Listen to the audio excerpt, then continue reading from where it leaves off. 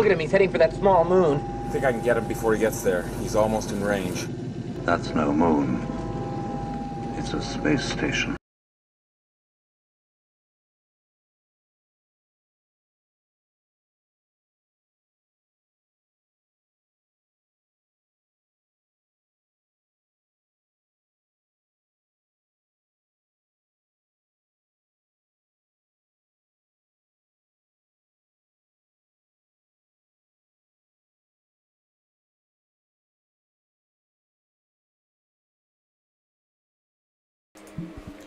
What's up and what's going on, fellow fanatics? Appreciate everybody being here tonight. We are going to get into another live stream, so we appreciate you guys being here. There are a few things that we are going to get into and talk about tonight. One of those things is going to be some of the updates for the DC Studios, or for DC Studios, that James Gunn has put out, their 8 to 10 year plan, the things that they're going to be doing there. We're going to talk about the Fantastic Four and how they are still not, or seemingly still not cast. There's still no cast for the Fantastic Four, at least that we know of, outside of the MCU, outside of the Marvel walls. We don't know about anything for the Fantastic Four, but we'll get into that. Then there are going to be some new ATLA updates for the Netflix live-action series that we're going to talk about. And the final thing that we'll talk about is going to be the Ashoka updates. Of course, those continue more and more and more, keep coming out about Ashoka. So we're going to talk about that as well. Before we get into anything like that, as I always say, if you would like to join our Discord, you can. The link should be down below in the bio. If you click that link, it is the easiest way for us to get in contact with you, for us to do giveaways, for us to get your mailing information. And if you see something throughout the week that you would like for us to discuss here on the show, you can just send that link in the Discord and we will get to it and talk about it. If we think it should be something we talk about on the show, we'll talk about it. Or if you would like to get with me through DMs on Twitter, I always say that's the easiest way to get in contact with me, so I would do that if you don't want to join the Discord. But if you want to join the Discord, it's a great growing community with great conversations that take place daily. So if you would like to join that, you can do so as well. So like I said, appreciate everybody being here. We have a few things, like I said, we'll get into, but before we do, as always, Kellen, how was your day? It's another day working a job I don't particularly like and planning a wedding that is expensive and stressful. Who's getting married? What was that? Who's getting married? I am. Oh. Yeah, I'm getting married in March. Oh, I did not. Why didn't I know this? Yeah. I did not know this. Yeah, I'm getting married in March, so we're finally. We've been meeting with people forever, but we're like getting all the like last minute stuff done. Some of which I should have already had done, like all my groomsmen tux rentals. I had to go do that, and then I was at Men's Warehouse, and then their system shut down. No. So then they couldn't even, they were like, we got to wait for it to come back up, and then I was waiting for it to come back up to even see if they had the colors we needed, because they were like, we don't know if they discontinued it or not. It was a whole thing, but we've got pretty much everything taken care of now. I don't think there's anything except we have a cake tasting, which we already have that set up. We just have to decide flavors. So I think we're going to get to relax, but this last couple weeks with Christmas and planning a wedding. Yeah. Money. Money. Yeah, money. But that's my life right now. How about you, bud? Same old. Like I said, I'm in a new department at work, so I do deliveries all day. So I'm Gucci. I'm good. I'm not. A friend of mine sent me a text today of a list of, because everybody know. Well, I had made it no secret that I wanted to be back home. Working back from home like I was when I was in insurance. But so she sent me a list of from home jobs today, and I was like, you know what? I'm actually good. Because I'm by myself when I drive, so and it's not like driving up the street. Like I had to go to Duncan today. Sometimes I have to go to Anadarko. Sometimes I have to go to Tulsa. It just depends. Oh wow! Yeah, so it just depends. So I enjoy my solitude. I enjoy my time alone, So I'm rarely good. Yeah, I'm rarely good. Honestly, that sounds nice because like I'm a guy who likes listening to like a lot of podcasts, shows like ours, like John, stuff like that. So it's perfect because it's like you'd be doing that shit if you were at home listening to it. Exactly. But you're getting paid to listen about nerdy exactly. shit. I can only imagine what you're doing. So. Yeah. All I'm doing all day is listening to different YouTube podcasts or catching up on YouTubers I'm subscribed to, videos I haven't watched. Yep. So yeah, that's all. That's Sounds it. nice. And I'm happy about it. So let me check in here Good, with the man. chat, see what's going on. I appreciate everybody being here. Derpy 501st, appreciate you being here. Grand Region Thrag, Andre, Dexter, Pookie Wood, Connoisseur Triple Salute, D Stizzle, SP Flash, Zing Beto, Johnny Washington, Ant-Man 1991, and Brian and Abomination AJ. We appreciate all of you guys being here and everything like that. Before we get into everything, I was not going... Do I want to? Let me think. Let me see if I want... Let me think if I want to do this first. Yeah, I am. Why not? I am. Sorry. I wasn't going to do this, but I am going to do this because I want to. Let me make sure I'm saying this correctly before I go. I'm not even about to make this super long or drawn out or anything like that. I just want to make a point really quickly, and then I'm going to move on to the things that we do need to talk about. Let me see. Here we go. Okay. So it's no secret that I did the video for that Cat Williams. You know, Cat Williams said what he had to say about recast and things like that, and that video for us is blowing up. I appreciate everybody watching and the views and everything with that. That is that it's really cool. Wait a minute, D Stizzle, when you guys are watching, when that comes on in the I'm sorry. This is completely deviating from what I was about to say, but I saw D Stizzle's comment there when he said it's too big to be a space station. Are you guys hearing that whenever that video plays at the beginning? Do you guys hear Obi-Wan say, "That's no moon. It's too big to be a space station." Blah blah blah. That whole thing. If you are, that's cool, because I wasn't sure if you guys could hear that or not. I was like, because I put that video together and I was like, I don't know if they can hear this shit or not. But if y'all can hear it, dope. But anyway, so we know, and recast is not on the menu today. There's nothing to talk about, and I don't need to talk about anything as far as I'm glad. That's cool. Thank you. Oh, cool. I don't need to go in deep on it. I feel like the point was made that I made in the video talking about Cat Williams, and we all know that I've talked with you guys, and I'm going to be putting out I'm sure I'll probably have another recast video before then, but the next big recast video I have planned is for February. I'm dropping for Black History Month. But I did want to address this. A comment that came in, and I really didn't even want to give people shine like this, but I'm going to, because it's just, I think, again, your ignorance begins to show on this topic when you come in and say these things. So there are two comments that stuck out to me, and I only see comments the first time. So, like, because I use YouTube Studios. YouTube Studios is an app that I have, and it allows me to do the things that I do behind the scenes for the channel. So if you comment initially, I see that comment because it comes through YouTube Studios. And if I reply to that comment, it takes your comment away. So what you reply back to me, I don't see unless I get on... Oh, really? Yeah, unless That's I odd. get on the YouTube app, or unless I get on my phone and switch from my personal YouTube back over to... Which I never do because I use YouTube Studio. So I never... Right. So I typically... Which I kind of like, because then if I did see replies to things that I said back to a negative comment, then it would be an ongoing back and forth. And I'm kind of glad that I don't see that. But I did see this one. Now, this person has commented several times on this video. Now, when I say they've commented several times, negatively commented several times on the video. Now, the first time you comment, that's fine. You can have your negative opinion. If you if you disagree with what I'm saying, it's a free country. You can do so.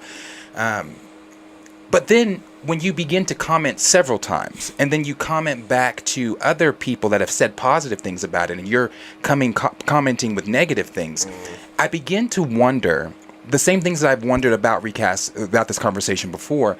How bored are you? Right. And when I say how bored are you, I mean, I've said this so many times, it baffles me. It really does. It makes me wonder, like, wow, because things that I typically do not give a fuck about, I don't talk about. Yes. Like, I don't find myself in spaces that I don't give a fuck about. Like,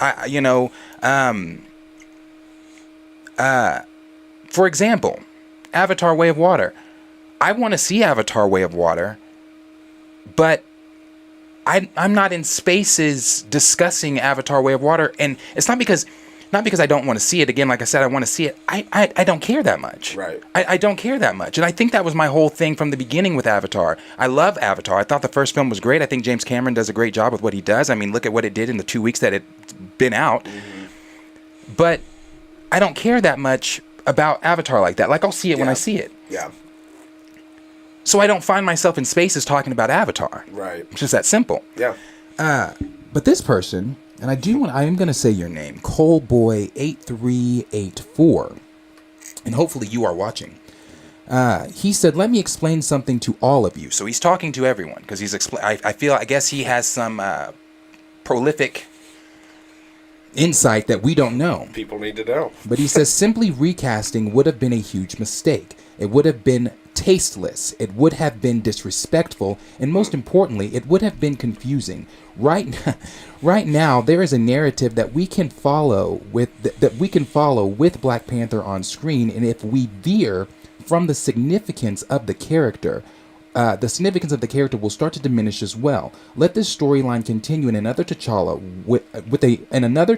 with just as much culture significance will emerge once again. Okay, because I didn't have recast on the list today. I did not, but I am going to say this to him. I'm gonna go down this. First of all, I'm gonna start with the first sentence. Let me explain something to you all. Let me explain something to you. And I'm going to clip this because I hope he sees it and I hope he's watching. We don't need you to come in and explain shit to us. I will say, out of all of the recast videos we have put up on this channel, the one I just put up about Cat is by far my favorite one that we've done. Why? Because I dive in deep on the importance, not as deep as I'm going to go in February with the video I'm posting, but I dive in deep on the importance of the character. I dive in deep on why that character, what it means, when it was created, the inception, the blah, blah, blah, blah, blah. And I also said in that video at the beginning, if it's not making sense to you, if it's not clicking by this point, right, it's not because of I didn't explain it well, or E-Man didn't explain it well, or Chill, or Back of the Bus, or Theo, or D-Real, or many of the others. It's not because we're not explaining it well. It's because you're ignorant. Yeah. And again, you've surpassed ignorance, and you're now being willfully ignorant. Yeah. Because I explained very well in that video, why the character is important, what the character means, so I don't need you to explain shit to me. Yeah. The next thing that he said is simply recasting would have been a huge mistake. Simply not recasting was a bigger mistake. Yeah. You could say both sides of the argument. You could say, not recasting, or recasting would be a mistake. I don't think so. And the reason I don't think so is because the many things I've stated about it. How many characters have we seen recasted? Yeah. And the fact, I'm not even going to explain that part because that's just that's evident. Look at hit movies. Right. Look at movies all the time. Like, that's what happens. He also said it was confusing. I wasn't confused when it was a different actor in Iron Man 2 playing Rhodey. Right. I got it. Now, if you Coleboy8384 are unintelligent enough to discern the difference between two different faces, that's a very real possibility. Yes, then I can see you being confused due to your lack of intelligence. I can see you being confused. Me and you and the rest of us, however, we're not confused when a actor passes and another actor comes in to take their spot. Yes. I'm not confused if an actor gets removed from a set, or like when I was watching Game of Thrones, I brought this up. I forget the character's name, but there is a moment where one actor that plays that specific character that is with Daenerys, that she is her love interest, not Jason Momoa, not Jason Momoa's character, not Khaldro, but not Khaldro. What's his name? Anyway, not Jason Momoa's character. It's the other character she has the love interest with. From one season to the next season, it's a different actor. Yeah. I did not pause the show and say, I'm confused. Who's that? Yeah. I knew who it was. Yeah. They explained. I mean, they explained it. I mean, it's Hollywood. It's Yeah. actors and It actresses. happens This all the happens time. all of the time. This is the only instance where this has ever happened, and I've explained it at length. It's been a year of you explaining it on this channel, At and you length. explaining it on Twitter even before Right, that. right, and I'm like like, you said, it's not. You're very articulate. You have explained this well. thank you. At least I thought I've explained this well, but maybe again, you being confused shows your lack of intelligence, not on our end. Then he says it would have been disrespectful, and most important, that's the confusing part. Disrespectful to whom? Yeah. To whom? Because the disrespectful part, God damn, oh Jesus Christ, the disrespectful part is not taking into account what Chadwick wanted. Damn it! What? Yeah. Oh my God! Yeah. I'm trying not to even yell because I want to come in here and be chill today because it's chill topics. Yeah.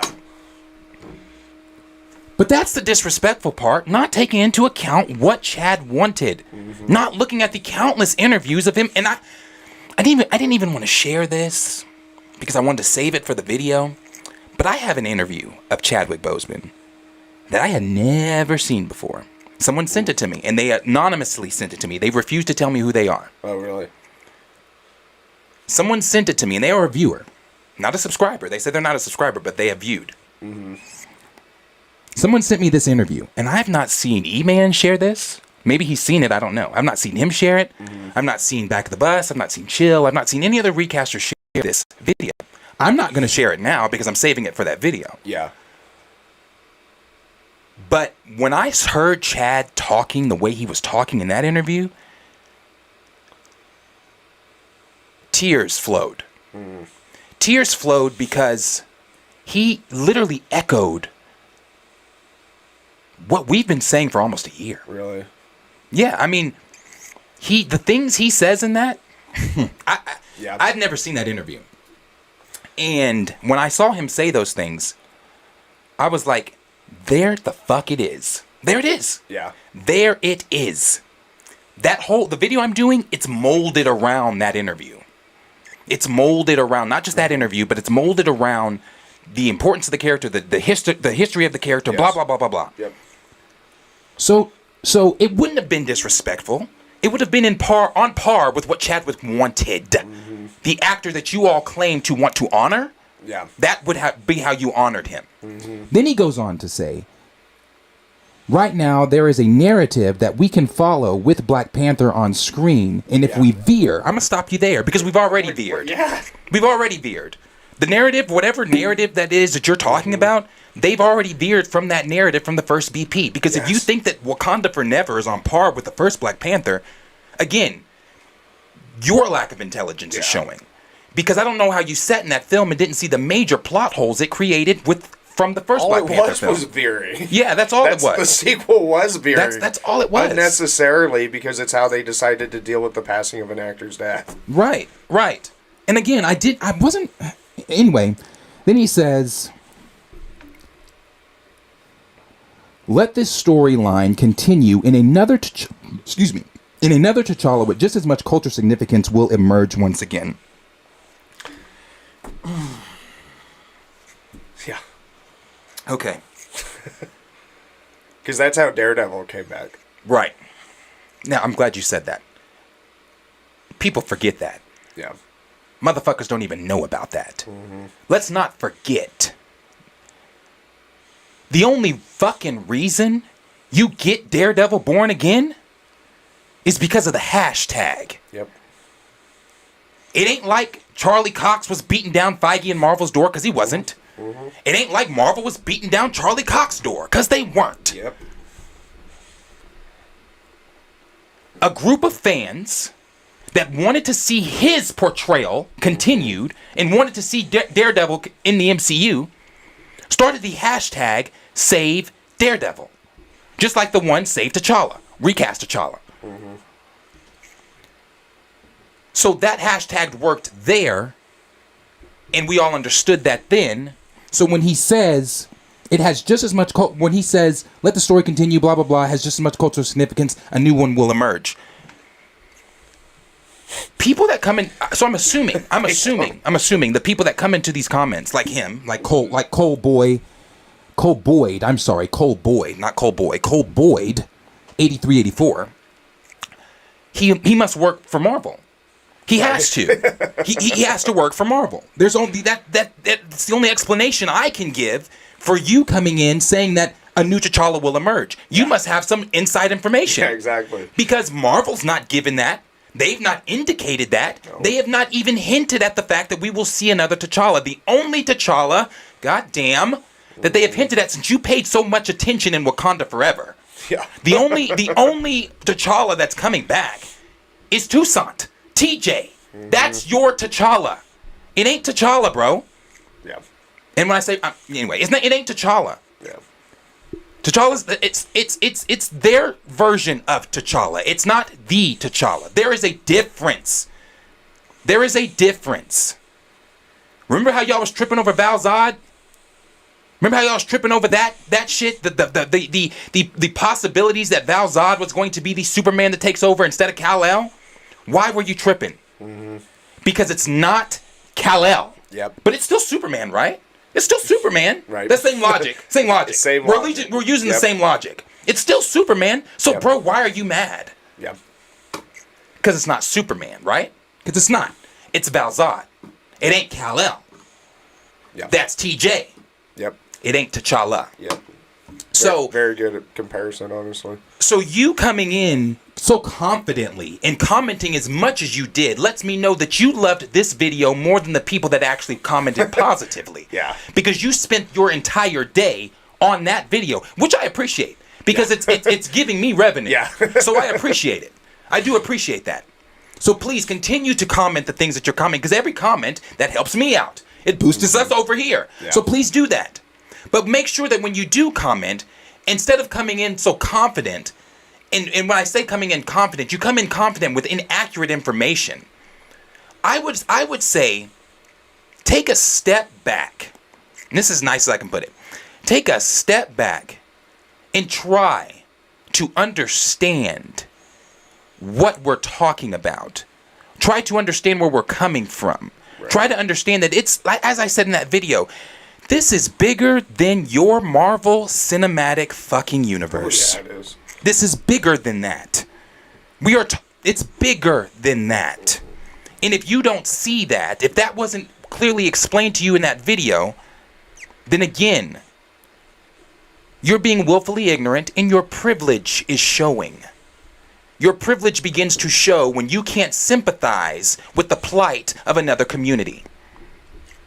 So, Cole Boy 8384, I would take that opinion and the other opinions you've put and I would shove them so far up your ass because that's where they came from, your ass. Yeah. I'd put them back.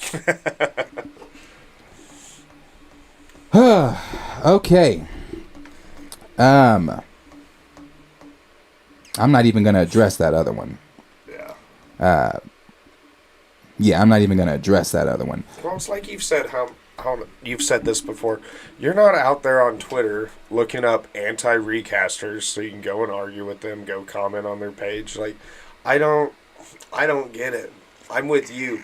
I consume content I like. If I don't like it, if I don't agree with something, that's not what I'm plugging in on and spending all day. That's exactly. It's just, I don't know. It's wild to me to not care so much about something, but to put all your eggs in one basket and all your energy toward it. Because that's what the anti-recaster crowd does. They come in and they put all of their fucking energy into a subject they say exhausts them. Yeah. That's crazy to me. But you know, what did Einstein say? Definition of insanity is doing the same thing over and over again. That is the definition of insanity. Yep. And expecting a different result. Yep. You come in with the same energy, expecting different results, but yet you're exhausted. Right. That's strange to me. Well, here's what it shows too, is that like, okay, I can actually, let's say I have a certain opinion and then I hear some new facts presented. I've changed my opinions based on finding out things that I wasn't privy to, that I didn't have that information, so I had a different opinion formed. Now with this new information, I can form this new opinion, and I'll do that. But if that's not the case, then that means that you either just don't agree with us, which is fine, but why are you still why are you engaging? Why hang around? But or two, you're coming in and digging your heels in, which is what people like to do. People like to be in groups. People like to say people like to come into a discussion that's really just them not listening to someone else's points, waiting for their chance to say what they think. Right. So all it's doing is further entrenching them into their own beliefs. But that's not how a society gets anywhere. That's not how anything gets done. Having a discussion is hearing each other and saying, you know what, that is a good point. I get that point. I can listen to. We've had sympathy for the cast talking about certain things. We recognize that. We don't just hear that and say, "Oh, that doesn't fit our narrative." Thank you. That doesn't fit what we're trying to put out there. Exactly. No, we see that for what it is. But that's called being a critical thinker and listener. Right. Whereas homeboy 83, 84, sounds like he could use some help in that. Yeah, for sure. He's also probably glad to be getting. Oh, I'm sure. Getting the shout. I'm sure it's gonna make his day. I'm sure it probably is gonna make his day, and I really didn't want to give him the shine, but right. I understand your pause. Yes, because I didn't know what you were about to talk about, but I understand your pause of questioning. Do I even give this guy this shine? Do I give him the attention? Right. But as I've said, the reason the attention was given was just because it was such a, again, that video. I don't know if you watched it. That video is. Not to toot a horn. I went off. Yeah, no, you did. You did. I enjoyed it. I did see it. I went in on that one and explained it in my opinion, pretty fucking well. I co-signed that. Yes. And there was somebody that also commented and said, "You're being loud." I think it was also Cole Boyd. It was. It's one of his comments. He said you're being loud, but you're not. What you're not saying anything. My simple comment back to him was, you missed it. Maybe the next time. Right. So then he replied back and said, would you care to explain? That's literally what that video is. Yeah. It's me explaining it. Yeah. I'm sorry that you're so unintelligent that you couldn't see that you didn't get that. Like. I'm done giving them the attention. I'm done giving them the energy. But I did want to address that because Recast is not on the list today. But again, I'm always going to have time sometimes for the ignorance like that. Now, I'm not one that I like to type long paragraphs. Yeah. I'll get up here and I'll answer you. Yeah.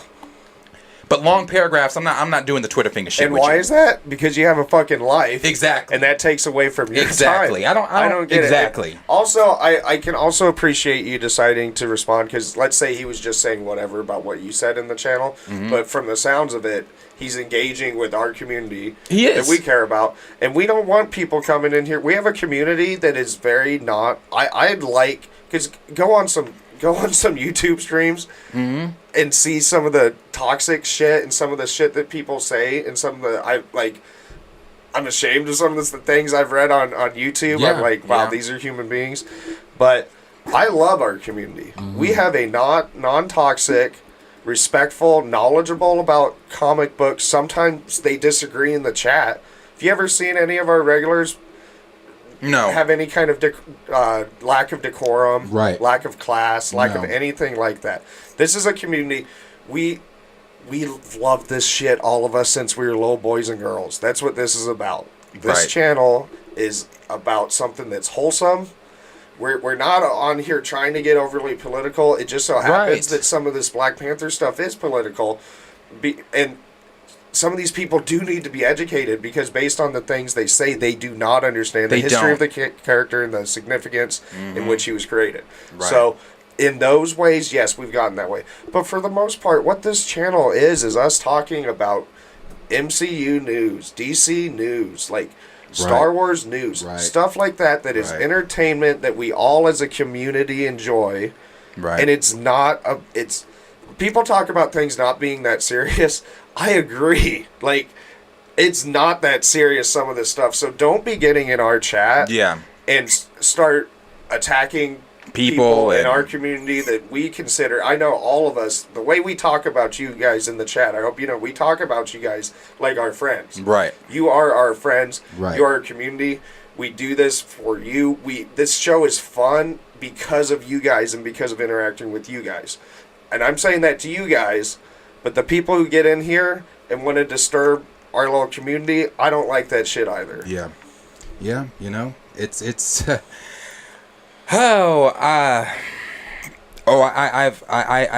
I anticipate when I post the Black History Month one, I'm gonna get a lot of hate. Yeah, I'm gonna get a because you know, I've only done things for that video within my notes as of now. I haven't, you know, I haven't sat down and did recorded my voice yet. I haven't done anything yet. Right now, I'm still in the draft stages, and I can tell you right now. I love that you're doing that, by the way. Thank you. It's very I'm just in the draft, and I'm so proud of this. Yeah. I'm so proud of I'm this. excited. This is going to be great. So That's awesome. I expect to get a lot of hate for it. So I'm definitely ready for it. Definitely ready for the hate. So bring it on. On a video like that, if you get hate, all that tells you is that you're doing something. Oh right. yeah. That's what I said. You If know? if everybody came on here and agreed, because I don't want that. You know, if everybody came in our videos and just was like, "Yo, you're right. Right. I'm doing something wrong." Yeah. You know. Yes. If you come in and you disagree with something I said, good. That makes you human. Don't Yeah. come in and agree. Like I said, I love John, but I don't always agree with John. Yeah, I don't always exactly. agree with John. So You're not in the chat. yeah, but I'm also not. I'm also not Doing- writing these fucking J.K. Rowling novels to yes, John. yes. So yeah, But anyway, we have other news. We gave Boyd his shine, so we have some other news. But I'll touch on some of these here that people were saying really quick. Oh damn, it was a lot. Yeah.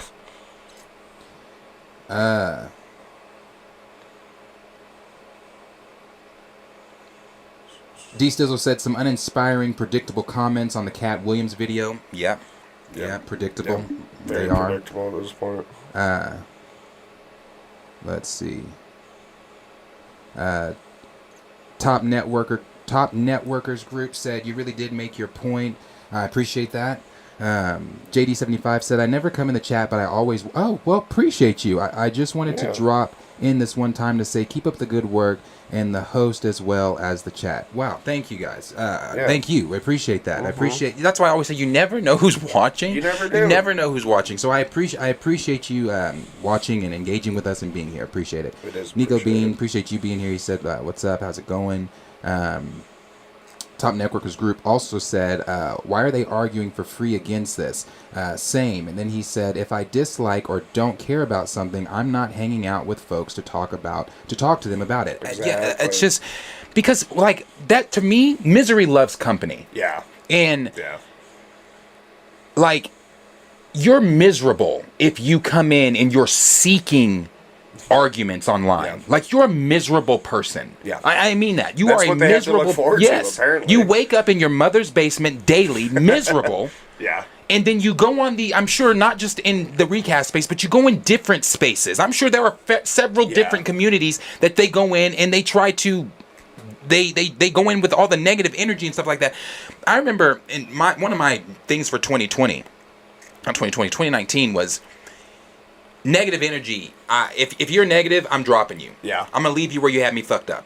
Like I'm like if you're negative, I don't want to be around you. I mean, because your doormat is literally like... yes, my doormat, the doormat outside my house literally says, check your energy before you come in this house. Yep, it Yeah. does, Like yep. because and the reason that I got that is because I'm big on energy, bro. Like if you're Oh, yeah. negative all the time, I can't be around that. No. I can't and be that shit around spreads, that. too. Yeah. It does. It's a fucking disease. It is.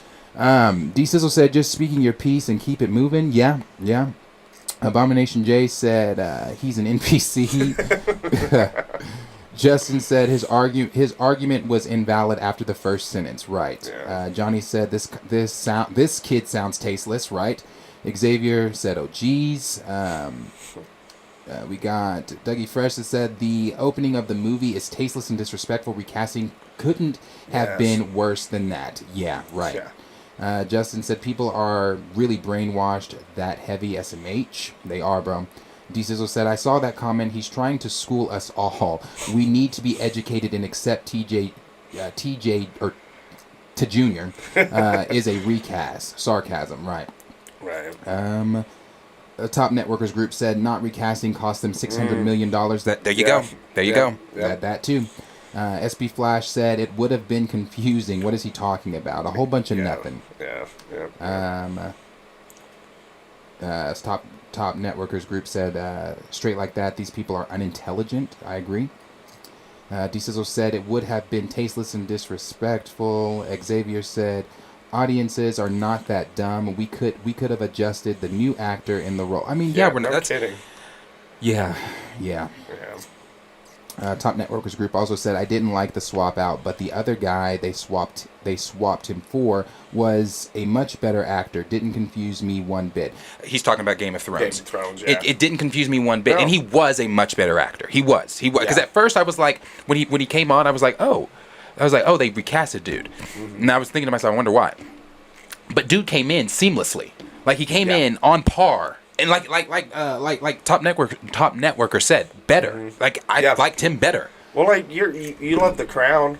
Yes, I love The Crown. Did you like have to stop and be like, shit. "What's going on? Wait, what's going on? I'm so confused. Oh my gosh. Who are these people with the same names?" Oh my gosh! I never even thought of using The Crown as an example, but I watched The Crown mid fucking season. Yes, that's. Oh my god! I love The Crown. Yeah. I adore The Crown. It's a very well-known show. Yes, I'm not like when I say I adore The Crown. Like it's interesting. I find the monarchy interesting as fuck. Because you guys know I love history. I find the monarchy interesting as fuck. The monarchy itself could go to hell, but I find the monarchy interesting as fuck. So I watched The Crown. But hey, we all liked Flavor of Love. Okay, like we like a little New York, drama, a little New York. Yeah. going out. What was that fucking ugly ass horse face name? Which one? Pumpkin. Pumpkin. Because Pumpkin. Spit on. Spit on her. Came after. Oh my gosh. Pumpkin. But that's why we like the Royals. I love it's reality drama. It is reality drama. That's exactly what it is. It's reality drama, and the things you find out in The Crown is it's crazy. But that's a good example because from season to season you get new actors. Yeah. You're with new actors from season to season, and it's not confusing because you understand that this actor is still playing this character. Yeah. This it person. Spans a really long time. Yes, so. we all watched House of Dragon. Were you confused yes, in the middle of it? They did the same thing in House of Dragon. Exactly. Yes. I wasn't confused. I understood. That's still Rhaenyra. Yes. I get it. Yep. I mean, all bro. Caught up. So it's zero head scratching. Yeah, zero head scratching. Justin said, we literally got 3 different iterations of Spider-Man on screen last year. Any non-recaster's argument is invalid. It is so true. Gray called him a Wakabi boy. Johnny Washington said, so does this kid work for Marvel? How does he know what's... That's what, bro! I don't think he works at all because he's got a lot of time. A lot of time. I think he got a settlement a while back he's living off of. Because the time on his hands, bro. Yeah. Spoiler Kings, appreciate you being here. Abomination J said, I need Wakanda to show the receipts for them scholarships. Raymond 2000 said, people only see what they want to see. People call this a masterpiece and better than the original. They have their own hidden agendas. Right. Cola said, guys, you are really dedicated on this subject. Yes, I am dedicated on this subject. I'm going to stay dedicated on this subject. It's not going to stop for me. Yep. You know, I don't, what did, I don't get tired. I don't get tired when it comes to talking about this. It can be exhausting sometimes. It can be, when I say exhausting, it can be like, when I say exhausting, I mean, I just went over this point. Yes. I've exhausted this point. But, I do not get tired of talking about recast T'Challa because it's one of those things that I'm passionate about it, and it's important. I don't give a fuck who comes in here and tries to make you seem like it's not important. It is important. You know, I had somebody tell me I've been buying comics since the 80s. I'm white and I've been buying comics since the 80s. Your argument about black representation is not valid. I suggest you hop in a time machine, go back in time when it was valid. Where the fuck have you been? And where have you been? When? Okay, I'm sorry. Are we comparing degrees now? Is this the whole like shut up? Like you guys. Obama's. You've had a black president. Everything's fine. Like, I think is what that he. the type of argument he's making. I think the argument he was making was, this isn't the civil rights movement anymore. Black people have been represented on screen. Black people, and because he told me hop in a time machine and go back when my argument was valid. Oh, okay. Meaning as far as representation. Yes. Okay, but we've been over this. There's a difference between just sticking a black person on the screen and actually representing a black character. Exactly. With a black backstory. Exactly. And not only that, obviously, it's not the civil rights movement. But let's not sit here and pretend that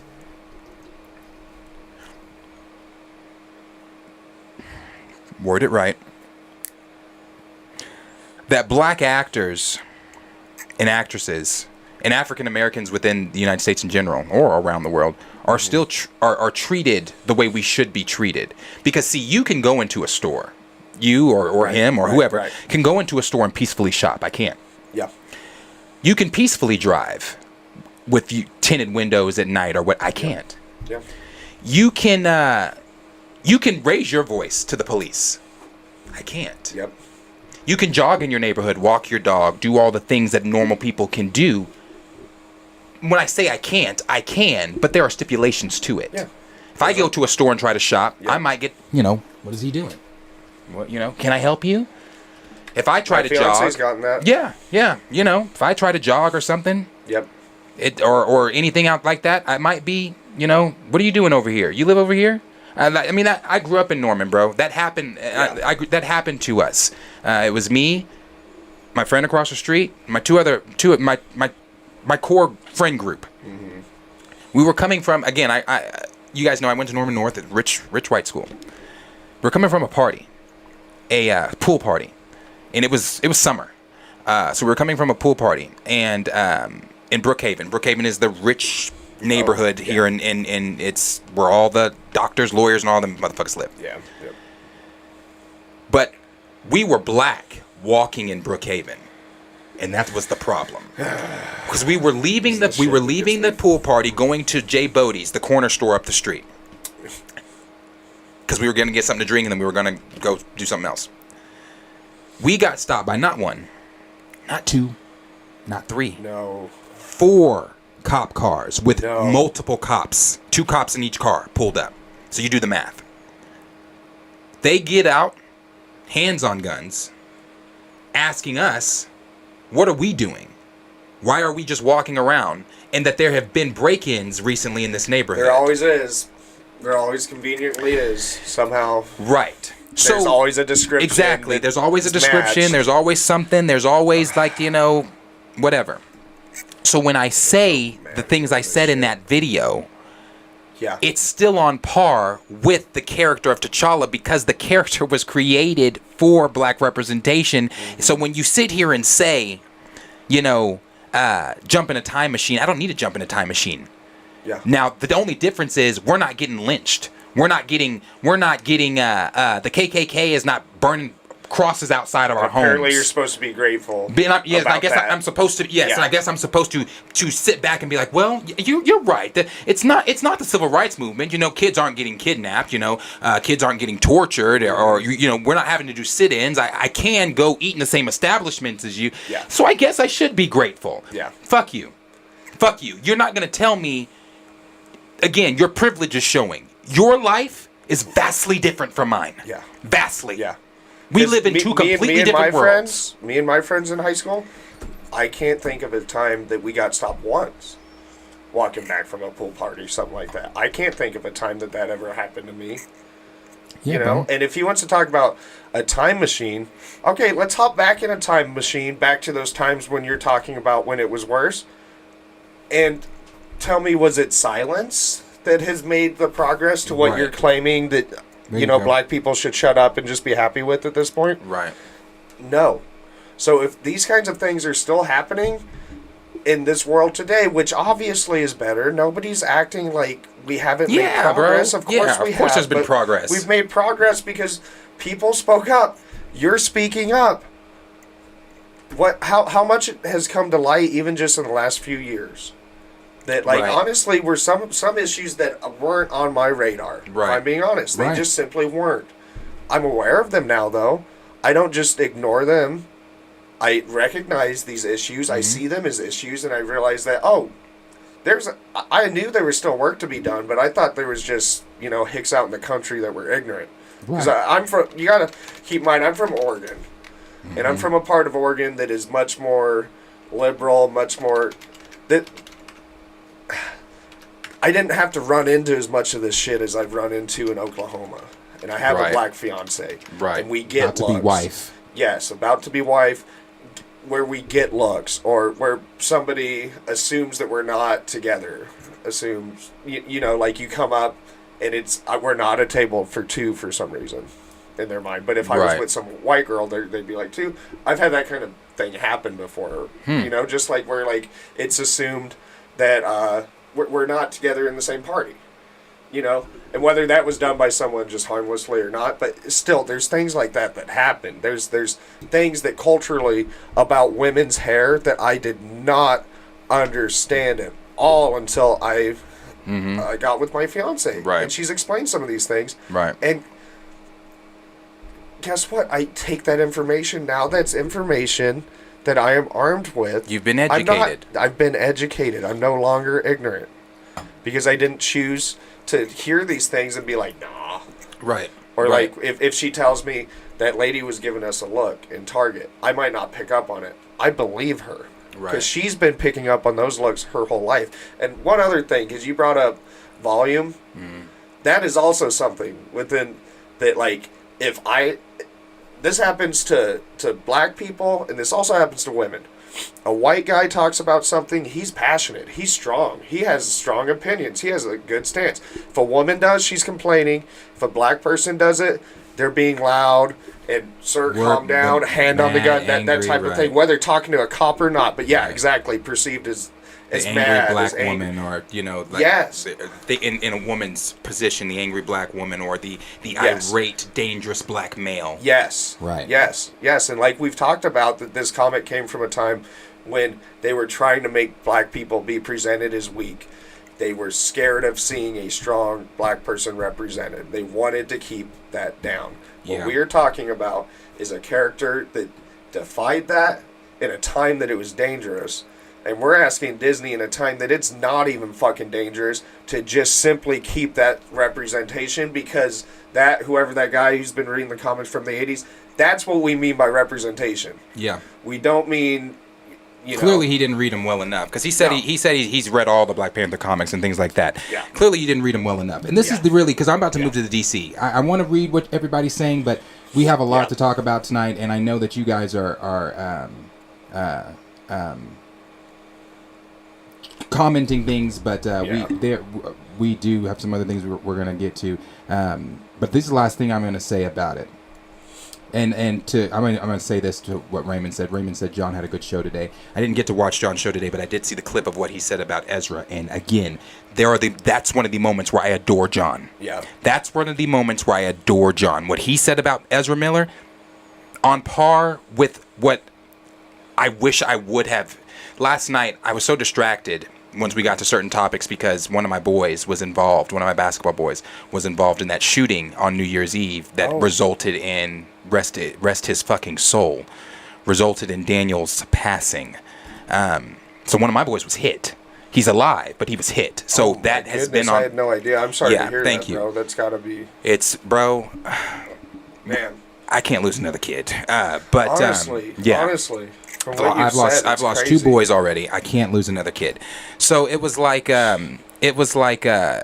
That just distracted me from the rest of the show last night. Yeah. But I wish I could have, because that's how I wanted to go on it. But I applaud John.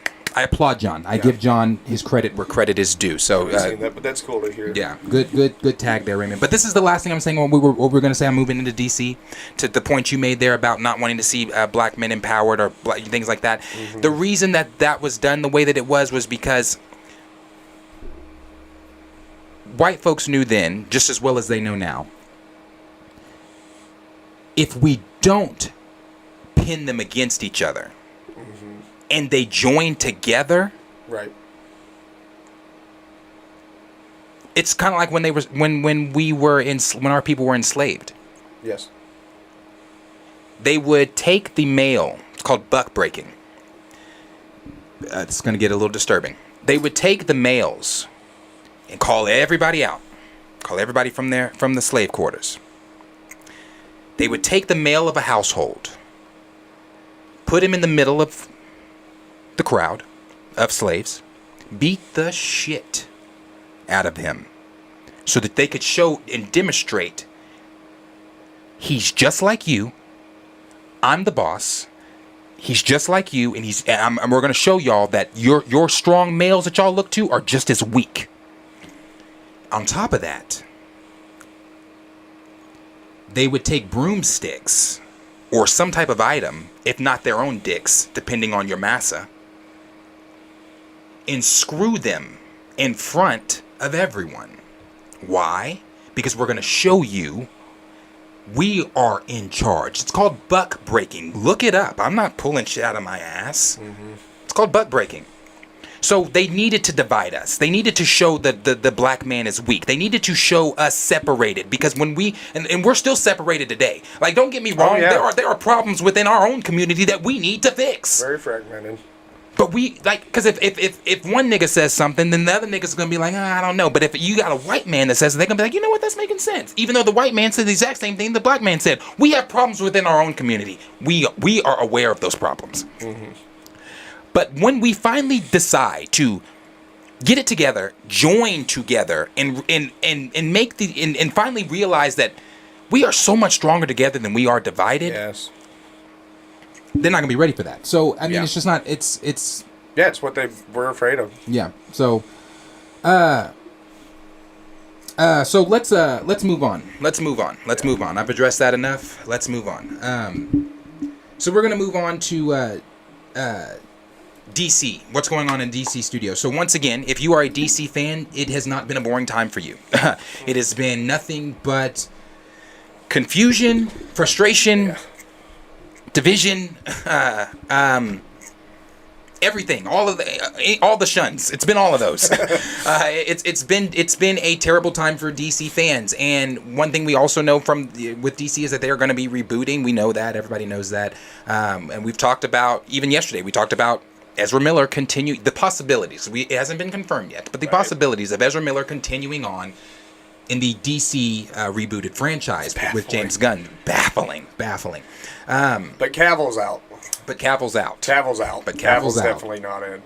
And we've also talked about James Gunn, this month, and in the news, or James Gunn stating that we are going to get more news on the future of the DCU this month. So this month is when we get their 8 to 10 year plan that they've laid out. Now, I don't know if that's going to be just like maybe the first 3 years of the 8 to 10 year plan, or if they're going to give us the entire 8 to 10 years, which very well could be, because it's unpredictable with the shit that they're doing. Yeah. So I don't know. But this is coming from the Illuminati. The Illuminati, and let me make sure that I pull that up on my side so I can see it. Bear with me. I guess I didn't put that over here. But the Illuminati had this to say.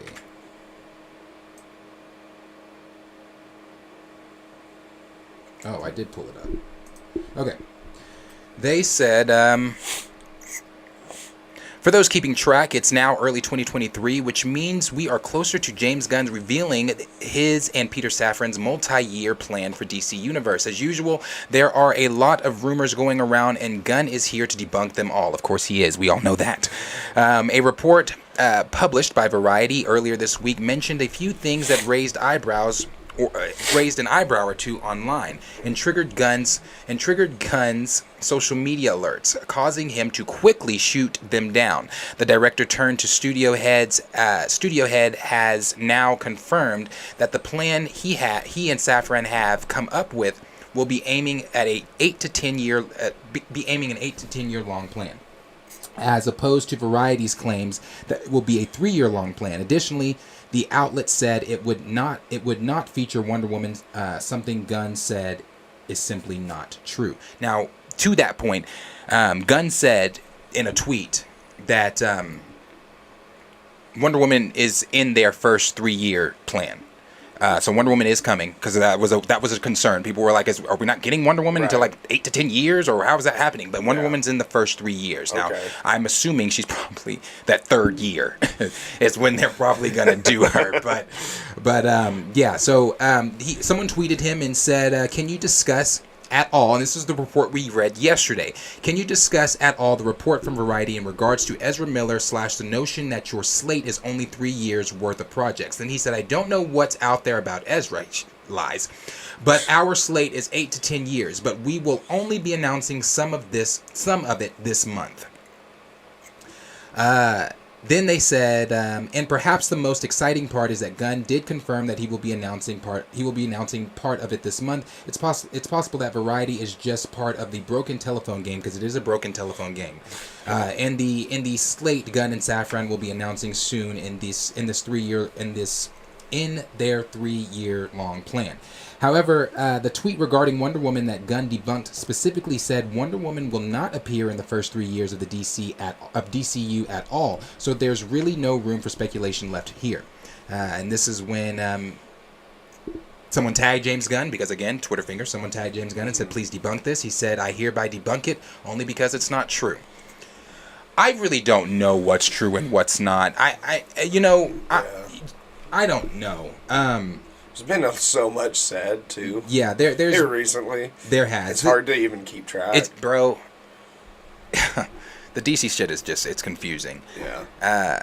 I'm not going to read the rest of this article because it is extensively long what they go on here, because there's another section here that says, "What do we know so far about the DC Studios plan?" And we've talked at length in other videos about what we do know already about the DC, because there's nothing new in this article that discusses anything that we haven't already discussed about DC here. And some of the things that they do go into, like, they were talking about The Rock wanting to serve his tequila at the showings for his movie, and how DC and Warner Brothers were so against it because it's a PG-13 movie.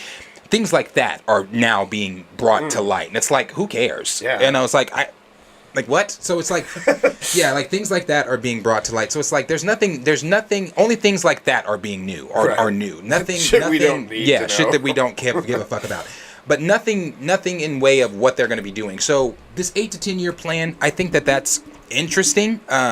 Again, I want to know if they're going to announce that entire thing, and how is that announcement happening? Is this some type of, are they doing a investors call, or like, what is it exactly? How are they doing that? Because it's later this month. Nothing coming up. Yeah, because there's no cons or anything coming up, so I don't know.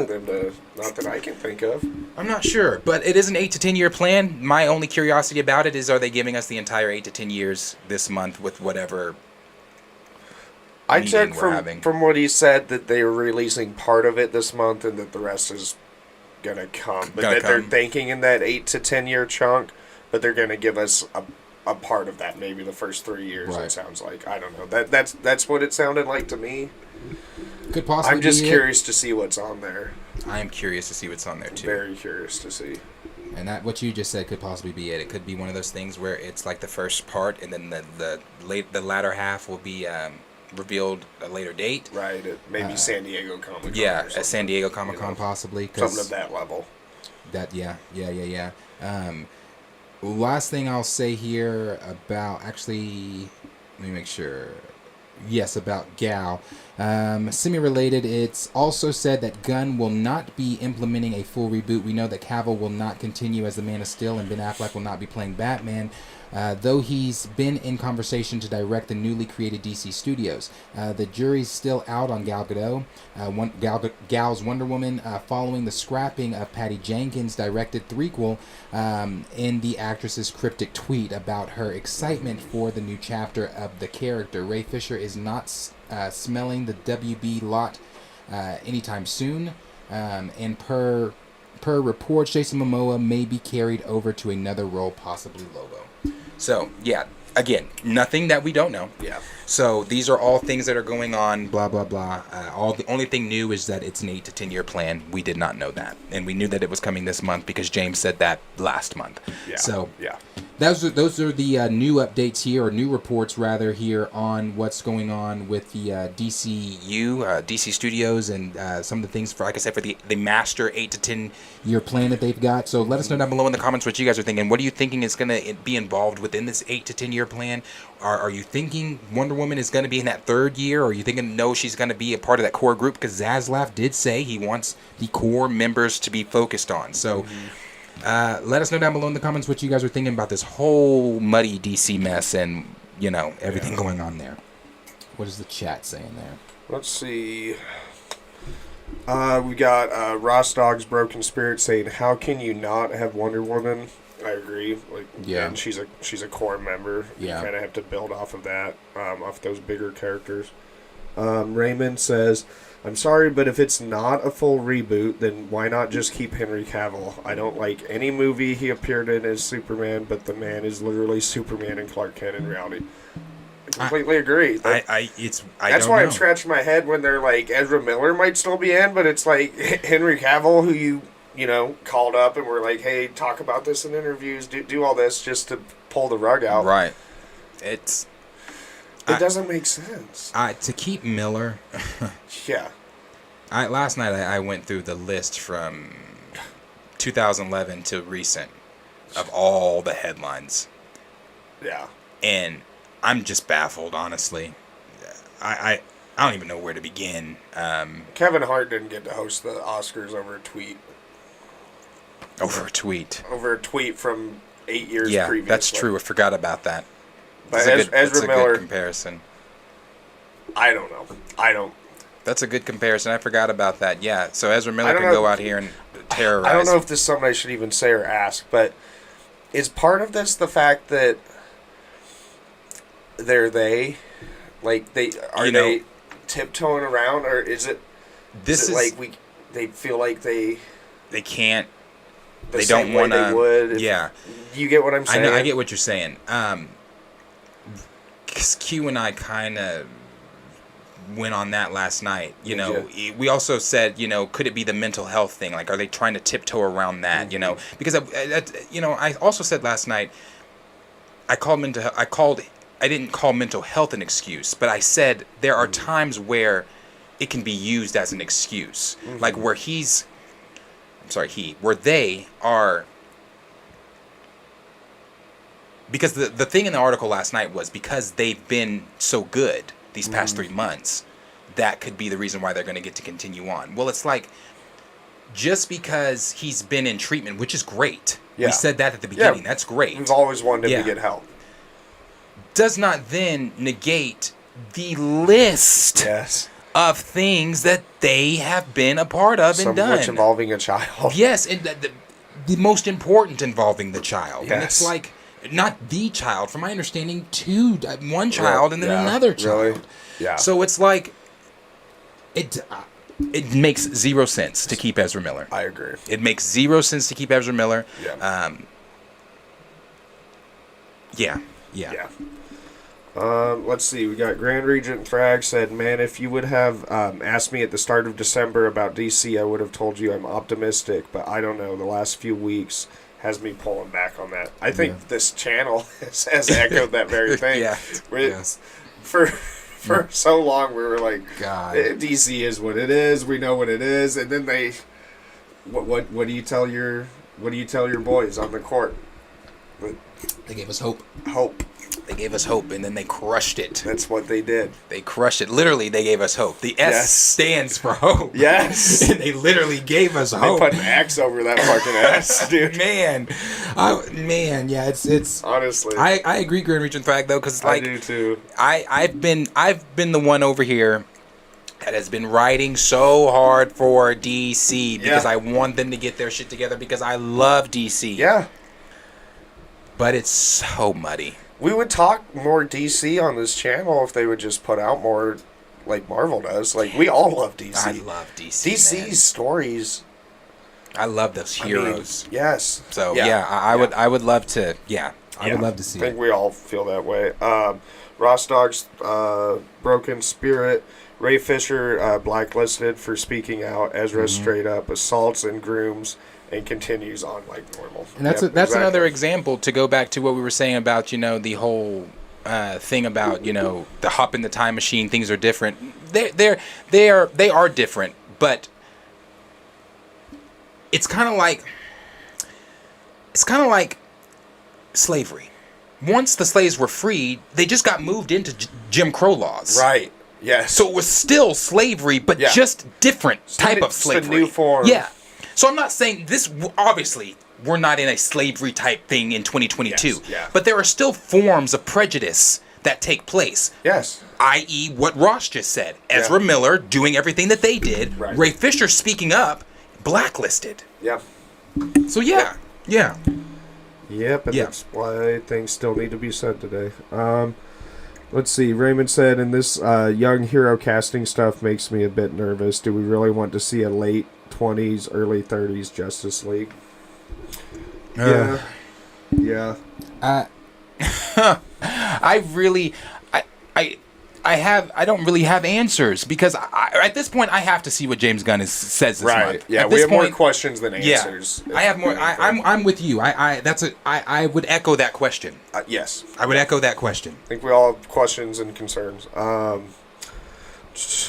Grace said Ezra's got hard drives on somebody at WB. Apparently, bro. Has to, bro. Apparently. Hard drives. Ross Dog's Broken Spirit said we will all, yeah, that was funny. Said we always will have the animated DC. Yes, we talk about it constantly on this channel. That's true. It is undefeated. Dexter Hobbs said hopefully I will still be alive whenever DC decides to do a Batman Beyond movie. We'll all be the age of Bruce Wayne in that series movie. when we get that, and then at that same time we'll get that Marvel DC crossover. That's funny.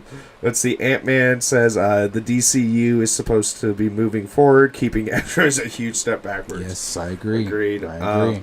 B. Smith saying greetings all. What's up, Appreciate B. Smith? you being here. Yep, good to see you in the chat. Abomination AJ said they're different, but the sentiment is the same. The visual just evolved. Yes, that's a good way to put it too. And then Hungry Almighty said Young Justice League, but Pattinson is not the main Batman when he's already young.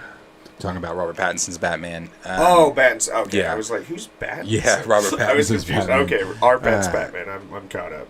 I mean, and from all accounts, that has been debunked too, because James Gunn said no, that's not happening, because that report had come out that they were going to use Robert Pattinson's Batman as the new Batman in the rebooted DCU, but James Gunn tweeted back, no, we're not.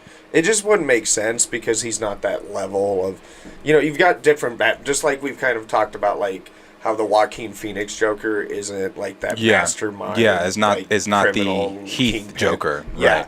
So it's like Pattinson's Batman wouldn't quite fit in. I've always said that too. I didn't think so. Even though I loved it. I loved it. Keep it its own separate thing. Give us more sequels. Let's continue that story. I think what Matt Reeves is building is...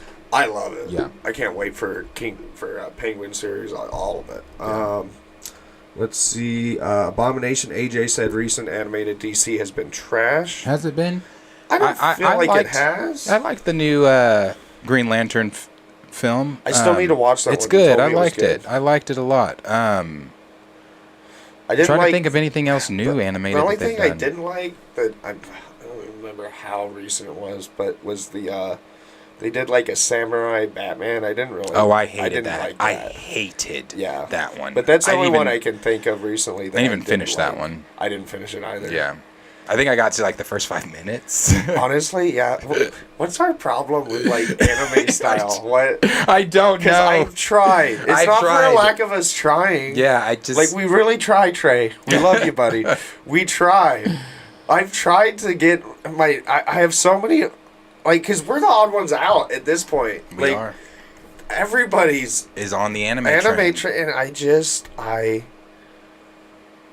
I told them that I was going to give some of the shows that they've suggested a chance. I'm Yeah. still going to. Not all. They're not all shows. Some of them are movies. Yeah. Henry watches anime, so I brought it up to Henry, Uh-huh. and he's like, "Are you actually going to do this?" I said, "Yes." And he said, "Okay." He's like, "Well, now that you're actually doing this," he was give me, like, a list. "Yeah." He gave me he was like these. He was like going on the list that they gave me. He's like, "This is dope. This one's dope." He's like, "I don't know about this one." He's like, "But that's dope. That's dope." He's like, Yeah. "Watch this."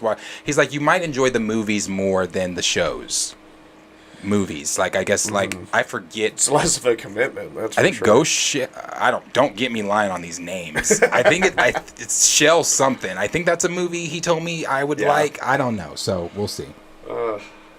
Let's see. Hungry Almighty said, I feel like people are taking younger Justice League out of context. I don't think it's going to be late 20s actors. I think they will use more early 30s actors for Batman, Superman, Wonder Woman, etc. Maybe that'd be Maybe preferable. so. Maybe so. I don't think it's going to be. I don't know. I don't think it's going to be late. Well, Corn Sweet or Corn Sweat, however you say his last name, he's 29. He's about to turn 30. So I don't know. I really don't know. I don't know. It just depends on the actor. Some actors can play older. Some actors are in their 40s and Yeah. they're still playing in their 20s. I mean, Leo looked like he was 15 until like 2009. Yeah, you that's know? true. So it just kind of depends too. Let's see. Move down. Let's see. B. Smith says, keep the Pattinson Batman standalone. Agreed. Hungry Almighty. I didn't like the new Green Lantern animated movie because it was essentially a Kyle Rayner story, but switched Kyle with John. Again, I hadn't seen that, so I can't really. Oh, yes. Wait. I didn't like the new Green Lantern animated movie because it was essentially a Kyle Rayner story, but they in the new Jon Stewart one. Yeah. I still liked it though. I liked the film. I thought it was good. I liked it, I think, in part because I got to see John outside of Justice League Unlimited and outside of Justice League. I mean, because John shows up in like some of the other like more adult styled DC animated films, like I forget which one he's in, where he's like talking about Batman, where he said he's really not even in it. He's only in that part where Batman says what he says about maybe you should start spending more time on the ground than in the sky, or whatever he said to the League. Then John turns to Superman and says he is really a bundle of joy, or something like that, or something like that. But that's the only. I know what you're talking about. Yeah, I saw it at the very least, like a TikTok clip of it. Or yeah, something, like even I if think that's didn't the see only movie. thing John. It's usually is Hal in. Jordan. It's usually Hal. It's Yeah. usually Hal. Which I mean, I like Hal, but Yeah. I liked seeing John. But so. we grew up with John because of the Yeah. shows that we grew up Exactly. with, the age of us being that's our dude. Let's see. Grand Regent Thrag. Now, will Pattinson Batman and Phoenix Joker be running into each other, or are they separate also? I believe they're separate also. They're also a completely different time period because it's like That's true. 1979, 1980 in the Joker in the movie. Joker stuff. Yep, that's true. Although Bruce is a child then, actually. that is that true. movie, He is a child in If that they movie. did a whole thing of him, the Joker being way older. but see, Which then, they kind of did in the 1989 Batman, because remember in that narrative they had the Joker before he was the Joker and he was just a street thug was actually who killed his parents. right. So I guess actually timeline-wise they could, but They I don't could. think so. I don't think so. They could. I don't think so. And the overall big reason is because Barry Keoghan. Barry Keoghan already has done the deleted scene of Joker. We heard him voicing the Joker, talking to the Riddler at the end of the film. Yes, I didn't even think about Yeah, that. so they've already That's another got their reason why Joker. now. Yeah, they've got their Joker. Yeah. Let's see. Raymond 2000. Someone said Jake Gyllenhaal's Batman. Someone said, hell, I don't know. Just figure this crap out, God. Gray said, watch Superman, Batman Apocalypse, Yes. Batman Under the Red Hood. Yes. Yes. Green Lantern, Beware My Power. Yes. All All amazing. Yeah, we've talked about all those on this channel. They just don't miss. B. Smith said, oh, it just moved on me. B. Smith said, the thing about DC wanting to start over with younger actors means we will have the less experienced heroes, and maybe some want to see that, but many of us want to see them from top form. I think so too, and I think we're also all just like have like we're all set on origin stories at this point. Like we all know the characters. We want to see like a full flesh in their power Justice League. So I would agree. Grand Regent Thrag, no, you guys aren't. I'm staunchly anti-anime. Dexter Hobbs Under the Red Hood is classic. Yes, that one's amazing. Official Liam G, good to see you. If Pattinson's Batman is going to be gritty and realistic, then I want Gunn's Batman to be fantastical. I agree. I like having both. Yeah. You know? Yeah, give us that Justice League Unlimited, Justice League that Batman. Space level, like that type of Crisis. shit. And I want him That's to be yeah. like that Batman. Yes. Like when they were going to turn themselves in. Yes. He said, I'm a part-time member. Yeah, exactly. Yeah, he's like, yeah, I'll can do that. And hung up on them. Yes. That shit was Oh my god. comedy. I love Batman. I do too, honestly. And we lost Batman, dude. Rest in peace. Yeah. That sucks. Yeah. Let's see. Ant-Man said, I want the main Justice League members to be Superman, Batman, Wonder Woman, Flash, Aquaman, Green Lantern, Jon Stewart. He needs his chance to shine. I agree. And Martian Manhunter. I completely agree. Yeah. That's what I want to see too. Hungry Almighty, the DCU Batman realistically should be an already established year 7, 8-ish year Batman who already has a Robin because he can't be a year 2 or 3, and they already did the very old Batman. Yeah, exactly, because we got like year 2 right now with Pattinson. So yeah, let's have an established Justice League period. That's what I And think. then he also says with Batfleck, which I did love Ben Affleck's Batman. Let's see. We're kind of trying to get through some of these. Abomination AJ said Batman Bad Blood was pretty nice, but it was right before the decline of the animated movies, in his opinion. Yeah. Grand Regent Thrag, growing up, I never really read DC Comics, so I don't know them as well as I know Marvel, but I would like to start with some good big event stories I could read. I'm always gonna go Crisis. I was thinking Crisis. Start with some Crisis stuff. The Death of Superman. Yes. So many The Long classic Halloween. Batman. Yeah, so many classic Yeah, Batman there's so many classic Batman runs ones. to get into. Yeah, there's a long. I particularly really like the Long Halloween. I think the Long Halloween is great. There is. I'm trying to think of some more big not multiversal, Right. but big cosmic shit. Involving.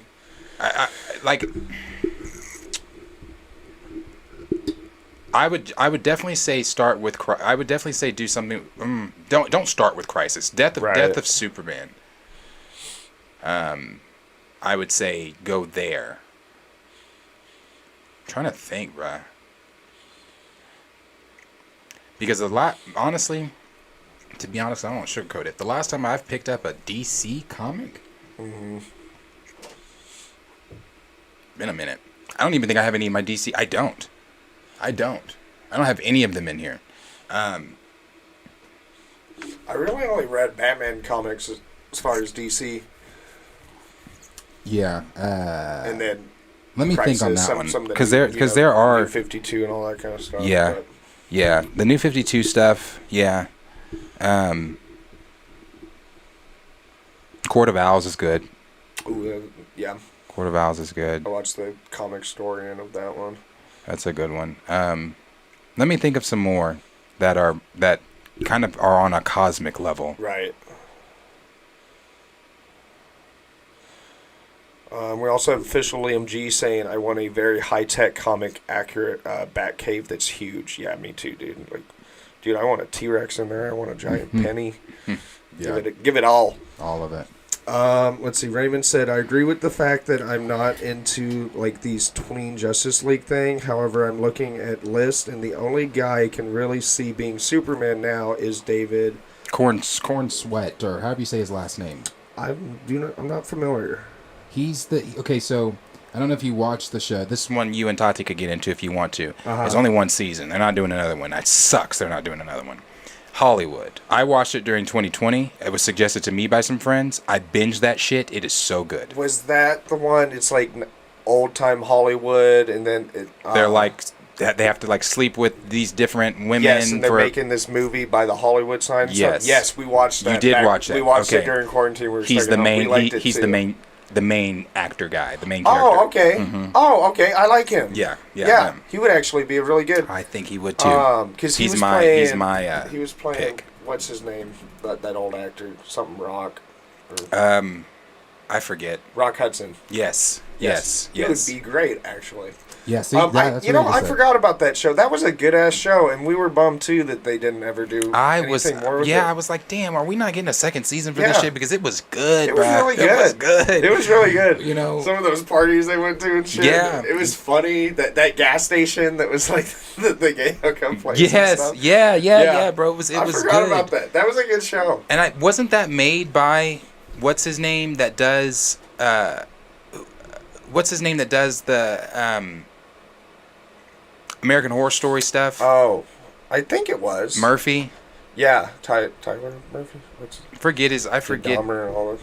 Yeah, because I think he did Nurse Ratched too, which we never got another season for. We didn't get another season of Ratched. I was pissed about that too because that shit was good. I love One Flew Over the Cuckoo's Nest. That's one of my favorite movies of all time. Yeah. That's a good movie. Like, so when it's a good movie. Yeah, no. Need some new seasons. But that's who David Corn. Okay, honestly, is. I didn't know his name, but yeah, I'm glad I heard that because that's great. Oh, we got Kenny in the chat. What's up, Kenny? He said you can't go wrong with Batman. Let's see. Let's skip down. That's a good one too. I forgot who asked that. Was it Green Region Thrag that asked about the DC comics originally? Let me see. Who was the reading recommendations? Yeah. Who was it again? Ryan Murphy. It was Grand Regent Thrag, yeah. Grand Regent Thrag, that's another good one, Injustice, but I agree with Kenny, do not start with Injustice because it does hit harder, like he said, when you've had an idea of who the characters are already. So, yeah, Injustice is another good one, though, for sure. Yeah. Do we want to read any more of these, or we want to move on? We're going to move, just because, like I said, we do have to move on now. Yeah. Are you talking about which Timothy are you referring to, Raymond? When you said, you're talking about Timothy Chalamet. Timothy Chalamet is who though? I like Nicolas Cage, but I'm starting to get used to Timothy Chalamet, Batman or Robin. I don't want to see Timothy Chalamet as Batman. I would take him. Batman. I guess he could be Robin. But even Timmy would have to put on some weight, bro. Honestly, that's what I'm thinking. He is a tiny person. Timmy's small. He is very small. He's about to play Wonka. I can't wait to see that. We haven't got the trailer for it, but I can't wait to see it. Just him in the costume. I was like, oh, he's Wonka. Yeah, I did see that picture. Yeah. For it. And I adore Timmy. Timmy's probably one of my favorite actors of our new generation. Yeah. Because he's great, bro. I don't even want to say new generation. He's 26. Yeah. So he's Timmy, he's a good fucking actor. Very good actor. He's a good fucking actor. Yeah, I like that what he did in Call Me by Your Name, what he did in the movie with Steve Carell. What is that? Beautiful Boy. Oh, Beautiful Boy. God, yes, he's so good. I liked him. He was hilarious. And did you watch that movie that had like Jennifer Lawrence and Leonardo, where it was like the end of the world? Oh, the end of the world. I didn't watch. It was on Netflix. He was on. Yeah, he was on Netflix. He was in it. He was funny in that. I didn't watch that. Yeah, I don't know if you watched him on. I don't know how much you watch SNL, but when the week he hosted SNL was hilarious. That was hilarious. That shit is so funny. He was funny on all. Yeah, bro, and he's talented though. It's not just talented. Like an acting. Like Timmy is like because he went to a one of those performing arts schools. Yeah, and you can look up some of his performing art shit from when he was there. Yeah. He's a talent. He's very talented. He's a talent. Yeah. Personally, I wanted him to be our Wiccan. That's what I wanted. Yeah. But I like Joe Locke as Wiccan. But I want him more in the MCU than I do in the DCU. Yeah. So to me, he needs to play someone who like their power is more like their mind, like their intelligence, like a something Franklin. Like that. Yes. Like yes. a Franklin Richards. Yeah, because I mean, he makes Tom Holland look big. He does. Tom Holland's a little dude too. You know? Timmy he's small. Yeah. Man. Yeah. So. But yes. Yeah, we'll move on. We'll move on here to what the next topic is, and the next topic we're going to move to here is going to be the Fantastic Four. Now, we've talked about the Fantastic Four at length as well, from casting rumors to being disappointed about no casting information or no announcements whatsoever. Yeah. We've talked about the possible appearance in the MCU before their film, like them popping up, like they did with Black Panther, T'Challa, and like they did with Spider-Man, Peter Parker, and things like that. So we've talked about the possibilities of that even happening. But we've actually got some news. We've talked about them even being the rumor that they are in the post-credit scene for Quantumania. Right. We've also talked about the whole plot leak. That one take with salt. But we talked about that plot leak and how it could be bleeding into Quantumania and things like that. So It looks like we do have some news here coming from, and I'll put this where you guys can see this. I didn't do the last one, sorry. They have some news here. It looks like it is coming, and this is coming from the Direct, and the Direct had this to say about it. They said, some new information regarding Ant-Man and the Wasp Quantumania may shed light on the possibility that the Fantastic Four could show up in the threequel. One of the earliest running theories about Fantastic Four was that the team would be introduced into the MCU via the Quantum Realm, where they would have been stuck up until this point. But what are the odds Marvel's first family might actually make it into Quantumania, a movie fully exploring the fully exploring the mysterious realm. Then it says, many fans already speculated that William Jackson Harper, we talked about that, mysterious character could be Reed Richards himself. The character is described as the leader of the rebel group who fight against Kang. Now, this is from that plot leak. Now, we've also heard that William Jackson Harper could be playing Quasar. That came out maybe a month or two ago now. So there was that rumor too. But this also goes on to say, while the description doesn't perfectly line up with Mr. Fantastic himself, fans still hold hope that the theory is correct. However, the inclusion of the Fantastic Four in the next MCU project isn't looking so great. As reported by Puck, there are a few key big get roles that many talent agents are trying to get for their clients. Among those are the 4 members of the Fantastic Four who will star in their own 2025 MCU film. However, some fans were hoping to see the characters before their project, potentially even as early as February 17th's Ant-Man and the Wasp Quantumania. However, in confirming those roles are still being cast. The outlet revealed that the likelihood of an appearance by the iconic group is something as soon as Quantumania is virtually at 0. When I read this earlier, it kind of hurt. So then the last thing it says, when will Marvel's first family arrive in the MCU? This news shouldn't be shocking to most fans after the casting information wasn't revealed last year and the Fantastic Four shift into 2025, the project. It became clear that such a cameo was likely a pipe dream.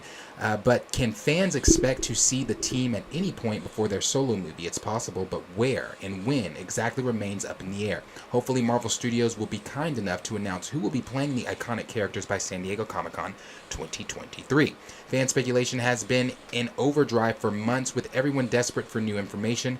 While some are undoubtedly bummed, I'm bummed, about probably not getting any special appearance from the team in Ant-Man and the Wasp Quantumania, just say Quantumania, on February 17th, hopefully they won't have to wait much longer for some new information to come to light regarding the property's launch in the MCU. That's disappointing, and it's disappointing because I was pretty high on that theory, the whole Quantum Realm stuck in there. Right. Jason King. Yeah. Hank recognizing Reed because he's from the 60s. Him, being a hero in the 60s and things like that.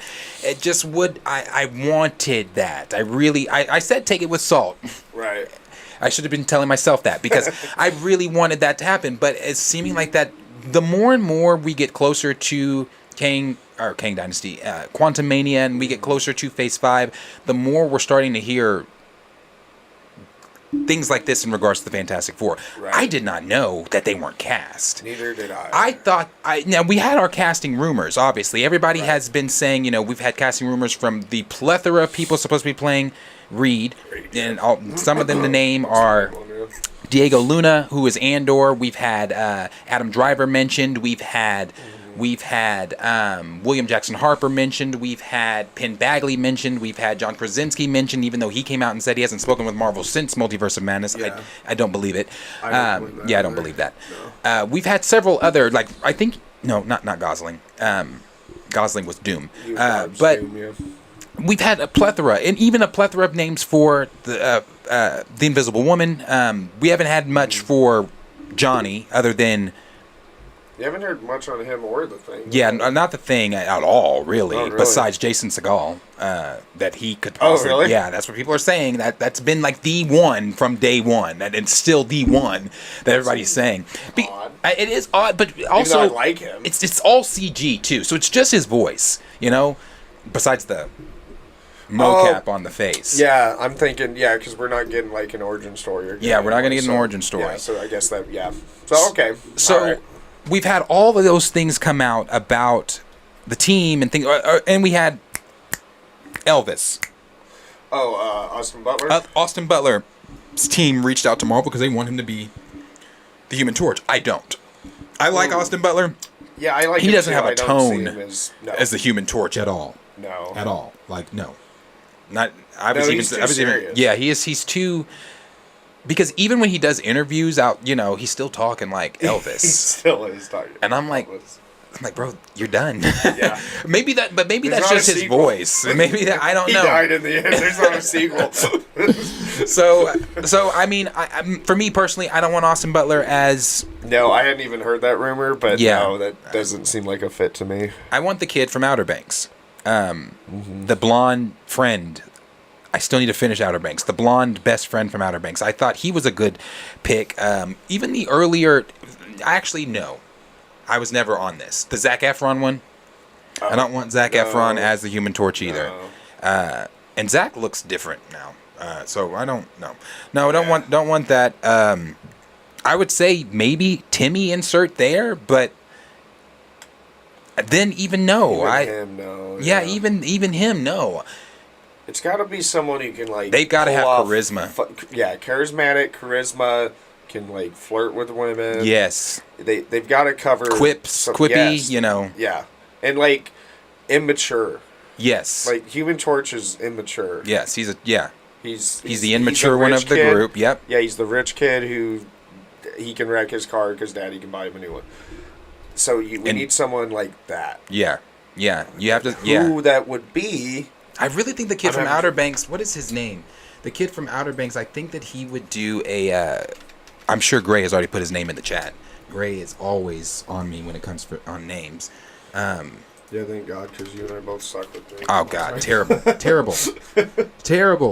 His name is Rudy Pankow. I would love to see Rudy Pankow come in and be this guy. Hold on, I think there's even fan art of him as the Human Torch.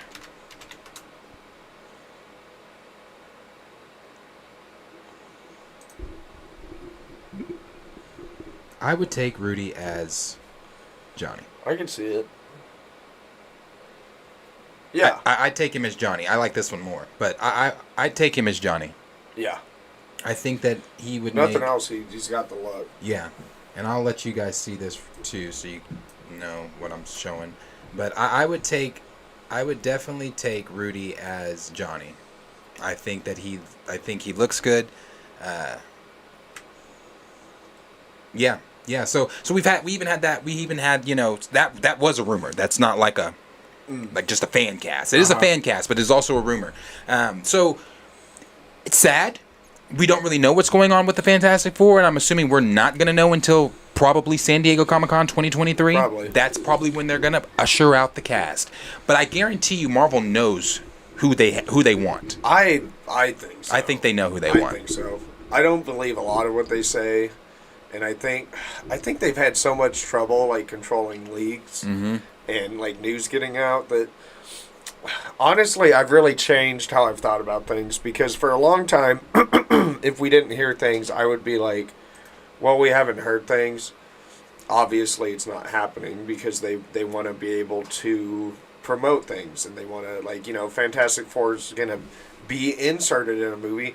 That's something that they would want people to know, because it would boost ticket sales and things like that. Right. But what really made me rethink that was Werewolf by Night, because we literally got nothing about it until like weeks before it came out. So that really changed how I look at how Marvel's doing things, and I think that they could rely at this point. Let's say that the Fantastic Four is in Quantumania, and that really they have been casted. They're already in the movie. They're keeping all this secret. Right. That's a movie. That's a big movie. People are going to go see. That's the next big Marvel movie. It's going to do well. As soon as it's known that that's out, that would be huge. That would blow up the internet, and that would get them. Then it doesn't matter about the marketing, because the marketing actually happens about the Fantastic Four after the movies come out. Right. So I don't think that's the likeliest of outcomes, but I think it is possible that we do see them before their own standalone film. I still think that too. I still do think that. I think that they do that. I mean, they would. I would assume they're going to be in Kang Dynasty, and their film comes out before Secret Wars. Right. So I would assume Kang Dynasty. Yeah. But I'd even assume before Kang Dynasty. Right. Because Kang Dynasty is what, 2025? 2025. 2020. Is it 5, not it's 4? 2025. Okay. Yeah, 2025 for Kang Dynasty. 2026, Then, 2027 Secret Wars. You got it by then. Yeah, so I just assume I think I agree with you, though. I think they know who their cast is, but it's not necessarily out there. Yeah, I think they know who they want their cast to be and everything like that. Yeah, it's just not out there. But I also am still subscribed to all the names we've heard. Mm-hmm. I still think they're doing that Council of Reeds. Yeah, I really do. I still think they're going to do the Council of Reeds, and they might fit that into their version of Secret Wars. Right. Yeah. So. Yeah, I agree. Yeah, I mean that's kind of the Fantastic Four news there. It's not happy news, but it is news. And again, take that with a grain of salt. There, this is still speculation. What's going on? Marvel has said nothing. We don't know anything. This is just still speculation. But I'm kind of on par with more agreeing with the zero chance of seeing them in Quantumania, unfortunately. And whoever shows up in the post-credit scene, it might be someone else other than the Fantastic Four, because that thing did say that the character is described as the leader of the rebel group. We don't know what rebel group that is. You know what I'm saying? And I don't even know if I would consider the Fantastic Four a rebel group. So, yeah. So. So anyway, that's the Fantastic Four news. Let us know down below in the comments what you guys are thinking of that. Are you saddened at the fact that they may not show up in Quantumania, or maybe you were never looking for them in Quantumania? Do you think that they're going to show up in places other than their film at the beginning? And what are you also thinking of there for the casting, knowing that Marvel does not solidify the cast, or has not? Do you think Marvel hasn't solidified a cast, or do you think Marvel is fully aware who they want to be Marvel's first family? So let us know down below in the comments what you guys are thinking. What's this comment saying there? Let's see. Raymond says, lies, I say lies. They're already cast. They've been casted. Jonathan Krasinski is Reed. I don't believe none of this. And if it turns out to be true and he's not Reed, I'll eat my hat. Dougie Fresh says he's not Reed. I hope that hat tastes good. I don't think he's Reed. I think he's a version of Reed. Yeah. I think he's going to be a part of that Council of Reeds. Yeah. Yep. Agreed. I tend to think so. Let's see. Grand Regent Thrag said that he thought they already shot down Fantastic Four being in Ant-Man. Who said that one? Grand Regent Thrag. They hadn't said anything really like that shot it down. Not that I had It heard. just... Nothing confirming. Yeah, obviously, but- nothing confirming it. We just had all the rumors and leaks and things that were like, oh yeah, they're in this shit. Let's see. SP Flash says Tom and Zendaya think that Timothée Chalamet could play MCU Harry Osborn. No. Yes. Is that something that was said? They did say that, and I Okay. subscribed to that, bro. I was like, okay, I could see that, because there was, for a minute there, people were fan casting Timmy as Harry, but I forgot who were they fan casting. I could see him. I could see him as a Harry. I could see him taking that villainous route too. I could see it, bro. Yeah. But I forgot who they had cast as. Who did they have cast as Norman? I don't remember that one. Because they had him cast as Harry, but they had someone else cast as Norman. And I thought perfect pairing. Really? I don't remember who was So they were Norman. gonna bring the it chat in. can remember, though. I thought I think that'd be good, too. Yeah. That'd be good, too. That'd be good. That's, out of everything I've heard for him, that's the best fit. Yeah. Let's see. Justin Ricardo said, damn, why are they taking so long on just to find casting for Fantastic Four? Usually Marvel has them cast already, and we learn more about who's playing them. Right. Honestly, yeah, I mean, that was a kick in the dick at the D23 thing. They literally just put up Fantastic Four just to walk out and say... And then said it was a new logo. It didn't look new. Yeah, I was like, well, maybe it was a slightly different hue of blue, but okay, Feige. Yeah. Let's see, official MG, Grace said during her live stream today that the Fantastic Four still haven't been casted yet, but the director's aiming for a comic-accurate vibe for the film. Peyton Reed, is he? Okay. Okay, because that kind of goes against what Feige said when he said we want it to be new, inventive, and something that's never been seen before with the Fantastic Four. But I'm not going to sit here and say that, like I said, people can say what they want to say about Grace. She's always on when it comes to her scoops. Like, I'm not gonna sit here and say always, but she's pretty good when it comes to the things that she gets. You know, Grace was one of the ones that for years had been saying a Star Wars actor is about to be entering the MCU, and we still don't know if that's John Boyega. Well, no, she was right. It was Oscar Isaac. Oh, it was Oscar Isaac as Moon Knight as being Poe. So yeah, Grace gets great scoops. She knows her shit. So I wouldn't doubt. I wouldn't look over that. I wouldn't gloss over it at all. So it could be very true. Let's see. Johnny Washington says, I'm not falling into the same trap as last year, like Multiverse of Madness with all the rumors and who was showing up. I'm keeping my expectations low for Quantumania. I'm just hyped to see King F-ish up. Yes, so am I. I think that's what we all need to do. Yeah. We need to temper your expectations. Yes. But I will say this about the Multiverse of Madness stuff. A lot of it just wasn't rumor, though. Because Michael Waldron came out after and said, bro, we were going to do this, we were going to do that. And we've seen the concept art from some of it. Yeah, I wish they would have. Scene. That deleted Wanda scene. The new concept art of Daniel Craig's Balder and because he was going to be a part of the Illuminati, right? Things like, and these were all rumors before. Like I remember the Daniel Craig rumor. I remember that shit. I remember the Ghost Rider rumors. I remember, I remember the Ghost Rider rumors were kind of heavy there for a minute. I was getting kind of excited. I was excited. We were all excited for some of those rumors. So, you know, I don't know. I mean, the final product wasn't the rumors, but those rumors weren't just rumors. They were actually true. Right. You know, Waldron also said, you know, the post-credit scene was going to be Reed, whoever that was going to be, we were going to see, I don't even know if we were going to see his face, but we were going to see the stretchy hand reach out to the screen of the events happening at 838, and it was going to rewind Wanda fucking the Illuminati up, and we were going to see the hand reach back. Knowing that it obviously is Reed. Yeah. Bro, if they would have done that, I would have pissed. Like, fuck! Yeah, bro. Like, I'm so ready for the Fantastic Four. I am too. We've been waiting so long. Let's see. Cornelia said, I would wait to introduce them till their own movie. Why? That's how you build hype, expectations. Yeah, butts and seat. Yeah, it's kind of what I was talking about earlier. But ever since Werewolf by Night, I'm kind of like, I don't know how they're going to go about things. Official AMG, I think they'll be in the end credits of Quantumania, maybe a silhouette in the quantum realm.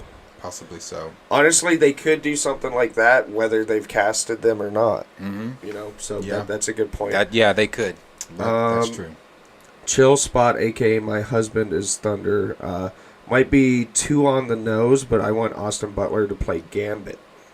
Okay. Now you we're have my talking. attention. Now we're talking. Now you have my attention. You can go ahead I and never keep on doing that Yeah. voice, and let's just... He could, yeah. Let's Throw just bring it a little bit. throw a little Creole in there. Yeah, bring it down a little bit more south. Yeah. A little bit more Creole. Yeah. You have my attention. Yep. Yeah, I could do that. Honestly, I would take that or Channing Tatum, honestly. Yeah, honestly. Butler would kill it, I think, at that. That's a good one. I'm glad he brought that up. Let's see. Justin Mercado, it'll probably be 2 mid to big name actors and 2 unknown actors, knowing how Marvel works as far as Fantastic Four. Possibly so. Let's see. Raymond said, I'm still pushing for Jonathan Davis from Outer Banks to play Iron Lad. In 20 years, he can even play T'Challa, the real one. Oh, gosh. Let's see. Louis Berry says, hope to get a Taron Egerton as Johnny Storm. Yeah, there was the rumors earlier for Taron Egerton was that he was going to be playing Logan, Wolverine. Oh, really? Yeah. Gray, this is his cast. He's saying John Krasinski, Jennifer Lawrence, Decker Montgomery, and Jason Segel. Jason Segel as Ben. Who'd you pick for Johnny? I don't know who Hold on. Decker Montgomery is. Oh, Billy. From Stranger Things. Okay. He was also rumored, and I subscribe to this as well. Yeah, that's not. Yeah, I'm okay with that. Yeah, I'd go with this one. My niece has a huge crush on that guy. She was just telling me that it's their birthday. I was FaceTiming her earlier. She's obsessed with Stranger Things. Oh yeah. Yeah, she was telling me how handsome he was. I was like, all right, Sophie, that's good to know. Let's see. Grand Regent Thrag. I'm glad Marvel is being tight-lipped. I want to go back to being surprised. Honestly, yeah, I do miss the surprise. It's just hard to pull off these Yeah. days. Just like it's hard to pull off not illegally watching shit. You Yeah. know? Like, Yeah. it's tough. Let's see. Andre Ware. I'm okay with Fantastic Four being white. No need to race swap. Oh yeah. Yeah. I've said that Yeah. too. Cornelius. Chris Evans to MBJ to Pink Pink Owl. Owl. Nah, give me Zac Efron or someone like that. No, I don't. I just don't want Zac Efron. And then Gray was confirming that Montgomery as Johnny Storm for that, and he said or Joe Keery. Okay, I'll look up Joe. Yeah, I looked that up. We got Pookie Wood saying Chris Evans need to be a variant of Human Torch and Cap in the same movie. I think we will get that in Secret Wars. I'm anticipating that, honestly. Oh, Joe. I could see. I could see him as. from I Stranger could see Things? Steve as a. He's got the charisma. Yeah. I could see Steve as Johnny. I can see that. Let's see. Kenny says we should start to taper our expectations for the cameos in the MCU. We always get let down. Yeah. Kind of goes with what one of the earlier comments said. Let's see. Black and Nama Critic said, I'm worried about James Gunn because if you look at James Gunn's track record, he doesn't have a lot of black strong leads in his movies as well. So it's a wait and see for me. Yeah, it is definitely a wait and see. But he did shoot down the rumors of the Jon Stewart series being canceled, right? He shot those down, right? Yeah. I'm trying to remember what he said about that. So I'm going to be pissed if we don't get that. Yes, he did shoot it down. Yes, Okay. He did. He tweeted back to someone and said not true. Okay. Right. So at He least said we got that. fake. Yeah. Yeah. But as far as everything else, I mean, that's a fair point. So we'll have to see how he does as far as, in that regard. Hungry Almighty, are they just going to call it Fantastic Four only, or will it be a little like Captain America, the Winter Soldier, for example? I don't know. I don't know. Because honestly, just calling it the Fantastic Four. You could call it Fantastic Four Marvel's First Family, maybe, or you could do a name. That'd be an easy yeah. one. Like, I mean, because like, what did they do with Spider-Man? Because they hadn't had him, and they gave won it, him, so they gave him Homecoming. Yeah. You know, and then they kept on with the whole like home thing Right. after that. But yeah, I could definitely see Marvel's First Family. That'd be a good one. That would be, yeah. I'm not, yeah. I can't think of a time that. Can't well, either. other than Iron Man, maybe. Because Iron Man, the first Iron Man, It was just Iron Man, yeah. Because there any Captain other America, examples? no. Because Captain America, well, Captain Marvel. Captain Marvel's just Captain Marvel. Just Captain Marvel. So there's really only a couple examples of it. Black Widow's just Black Widow. Yeah. Doctor Strange is just Doctor Strange, the first one. So I guess there are a few. So they could just do Fantastic Four. Yeah, they could. I mean, Yeah. I don't really care either way. Let's see. Raymond says they're in Avatar: The Last Airbender. They're in What If 2. They're in Across the Spider-Verse. They're seen in season 45 of Law and Order SVU. And Jonathan better be Reed. I want that, please. Raymond cracks me up sometimes. Kenny Pierce says having Fantastic in your title sets the standard too. Right. And shout out to S. Keith's Nightmare. He just said, yo, appreciate you being here. Not familiar with the tag, the username there. So I appreciate you being here. I don't know if this is your first time or you've just been a watcher. This is your first time chatting. But thank you for being here. It means a lot. Let's see. Grand Regent Thrag said the scoopers and leaks are killing the anticipation and getting the fans pissed sometimes. I'm glad they're keeping things quiet now. The surprise is part of what made the first few phases great. Yeah, that echoes what we were talking about earlier. But at the same time, these things give us things to talk about. So there is that. And I could see, to Cornelius's comment, I could see Finn as Wiccan. The only thing that I would want out of Finn as Wiccan is he would have to bring the acting chops of Timmy.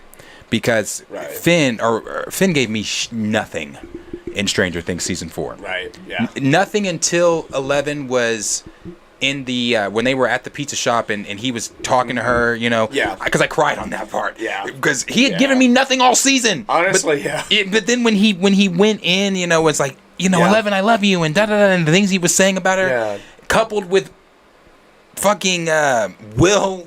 I was just like, God damn it!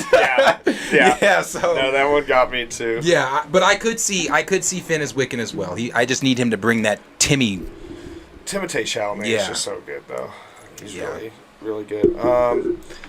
Let's see. Ant-Man said Sam Wilson is gonna get lost in his own movie because they'll be focusing on other characters other than Sam. And then Cornelius said, Sam was the last cause. But that's Marvel's fault, and Anthony Mackie's delivers Falcon. Mm-hmm. Now, if Trevante Rhodes was Sam Wilson, the character would have a different, stronger feel, all about tone and presence. I agree. I think Trevante Rhodes is a great. That's actually a really not a casting pick I've ever thought of for Sam, but that's a really good. Fan cast for Sam. Yeah. He could have... I just don't like Mackie. That's not news to anybody. Yeah, he's just not like a strong performer really in anything. I don't dislike the guy, but he's just not... Yeah, I don't dislike him as a person. I just like him as an actor. He's like a B actor. Not in the sense necessarily of stardom or anything, but just in like acting chops. I don't look for him. Yeah, honestly, no. He was like, oh, I can't wait for that next Mackie product. Yeah. Let's see. Last couple ones. Gray said, who was in the last chat talking about Malachi Kirby as T'Challa? Because they was right. I don't remember, but I do remember that being said. I don't remember who said it, though. Then we have Cornelius said, I'm telling y'all, Toby's Spider-Man is finna swing past Stripperella. Stan Lee created universe. Louis Berry said, hope to get Raimi Spider-Man 4. And The Amazing Spider-Man 3. I need that Amazing Spider-Man 3. Yes. I need that. As a Andrew Garfield Spider-Man fanatic, I need that. Yeah, and you and I have been day ones on that one. Yes, that's right. I forget you are... I forget you're not a bandwagon Andrew fan. I loved it. Yeah, okay. I forget, When I was in high school, I was like, yes. Yes, I loved him. I liked that he was cool. I liked that. Yeah, everything about him. I love Andrew Spider-Man. I love the quips, the movement. quips. It was all Spider-Man to me. The opening swing Yes. when the film opens and that dun dun dun. Yes. I'm like, Yes. oh my God, that's my Yeah. Spider-Man. Yeah. That is my Spider-Man. Yeah. For sure. So yeah. I agree. Let's see. Raymond said, I don't like Anthony either. Me and him got beef and it goes back a few years when he okayed Tupac in the ancestor MLK. That was disgusting. Yeah. He also said I wasn't into Andrew as Spider-Man during the series, but in No Way Home I was on board with him coming back. Yeah, that's Everybody when y'all was. found out. Yeah, that's when everybody found out. We were talking about exactly. the whole damn time. Everybody was like, "Oh wait, he's not bad. No, he's great. No, he was great. He's and we great. also we got the web shooters, like in the comic, like everything. It He's was great. great. He had the geeky side down. Yeah. He had that coolness that was just there, the quippiness, The the charisma funniness of it all, And man. again, his body build was Spider-Man. Yeah. When he was swinging through the air, it was Yeah. loosey goosey, baby. It was Spider-Man. It was Spider-Man. He is great as Peter Parker. I love especially, when Gwen dies in the film and the emotion. It's the emotion Andrew gives as Peter. The emotion he gives as Peter is even like because I was crying in No Way Home. Yeah. For majority of the film. Same. And it was like when he came in and he was when he tried to explain to Tom Holland Spider-Man, and Tom Holland Spider-Man was like, no, he was like, you wouldn't get it, and he's like, okay. Yes. He's like, yes. okay. And then when he started to like say, he's like, I just didn't want you to end up like me. And I was like, oh Yeah. my God. Dude, when I he was caught like, MJ and he's like, Yeah. are you okay? And she's like, yeah. And he's like, and Yeah. then she's like, are you okay? And he's like, yeah, bro, man, just he's all so of it. brilliant. He's so brilliant. he was so Spider-Man. Peter 3. Yeah. He's like, Peter 3. I love that shit. I love that shit. That movie was so good. Okay, we'll read a couple more before we move on. Yeah, because it was a lot. Raymond did want to say don't make a fart noise with your mouth at me. I said what I said. Oh, that's funny. Even Raymond actually liked something. Even he choked up when she caught MJ. He says. Wow. Gray said Andrew has been the best Peter Spider-Man combination. I agree. He encapsulated the two at the same time, the best of anybody. And then Ant-Man said to Raymond, well, T'Challa is more of an important character to me. And then Raymond says, see, I have feelings too. I see Raymond's that. got feelings in the chat, guys. To address Stevie L there, she said Javon Rhodes is my second pick for BP, while first pick is Yolande Noel. Yolande Noel is my first pick as well. It fluctuates. Damson, Yolande Noel, Aldis, it fluctuates. They both got the look and charisma to pull it off. I'd agree. Yep. All right, we will move on here. Granger, like I said, you really like Andrew better than Tom. I do. I think Tom's great. Yeah. I love Tom Spider-Man. Yeah. Don't get me wrong. He's the best kid Spider-Man. Yeah, he is great. Like the whole when he talked to Doc Ock and was like, "Hey, buddy, chill. I'm in charge of this whole doohickey thing you got going on." I'm like, yeah, bro. Yeah, you're Spider-Man. So no, I think Tom's great, but just to me, man, Andrew just holds such a special place in my heart as Spider-Man. He really does. He really does. Yeah. So, okay. We'll move on here to the next topic. The next topic we're going to move on to is some ATLA news, and it's ATLA news for the Netflix live-action series. This has nothing to do with Avatar Studios. This is all Netflix stuff. A couple weeks back, we got some news regarding Avatar: The Last Airbender, and then we had news come out from Avatar Studios about the 2025 film that they were going to be doing with the Aang Gang, which we kind of already knew about. But we also knew that they were going to do a new series with an Earthbender Avatar, because it's obviously the next cycle. And then we also found out that Bosco, who plays Zuko's voice, is coming back to voice Zuko in the movies, animation, and stuff like that. He's going to be still voicing. Good. They are actually Avatar Studios, not just Avatar Studios, but Netflix too. It's being very selective with their choice, and I love this. This is why representation matters. They are being so selective with their choices of even the acting. They're calling for the voice acting. Voice acting, They're yeah. calling for the voice acting to be Asian descent. You need to have, if you don't even put in an application if you are not, That's cool. of Asian type. And I love that. I love that because it's on par with the show, on par with the series, on par with the ethnicities that we see in the show. Yes. So I'm really, again, I love that representation mattering shit. So I love it. I love it. I love it. Let me see, make sure I'm correct here on what I'm saying. Okay, anyway. So we haven't gotten a trailer or anything for the Netflix show because that's been one of the many questions that a lot of us have been asking. We know the Netflix series is coming. We know that the original creators for the OG Avatar left due to the things that they're doing with Avatar Studios. So after they left, I was honestly uninterested with it. But after I started seeing and hearing more things about it, I was like, hold on. You have my attention again because this actually might not be bad. We talked about the cast. I've shown pictures of the cast and things like that. Who's going to be Uncle Iroh? Who's going to be Aang, Katara, Sokka, and even Fire Lord Ozai and all things like that. We've shown the cast. One thing else I've talked about is the practical sets. It's not all VFX effects, green screen stuff. They actually, and I'm going to show some pictures. They actually have practical sets that are they're huge. Yeah, and it looks great. They are using the volume for some things, which the volume we've seen used in Marvel. We've seen majority of Thor was shot in the volume. Star Wars started it with the Mandalorian. That's all the Mandalorian was shot in the volume. So we're starting to see more and more studios use the volume and things like that. But again, with the lack of trailer or lack of BTS photos or anything like, because we haven't had any behind the scenes photos besides the ones that the cast is posting. That's just them hanging out, like they're in regular clothes. It's nothing in depth that we want to see. So we may be seeing a trailer possibly come in 2023, and if that is true, then it could be the February 2023, which would possibly push the show, and this is all possibly, I have no sources or anything, possibly put the show coming in summer of 2023, the first quarter of the. That'd be great. Yeah, so we could possibly be seeing that. Is it going to happen? I don't know. I would assume, but we know it's coming in 2023. It for sure is coming in just what quarter of 2023? I'm not sure. It could come in the winter.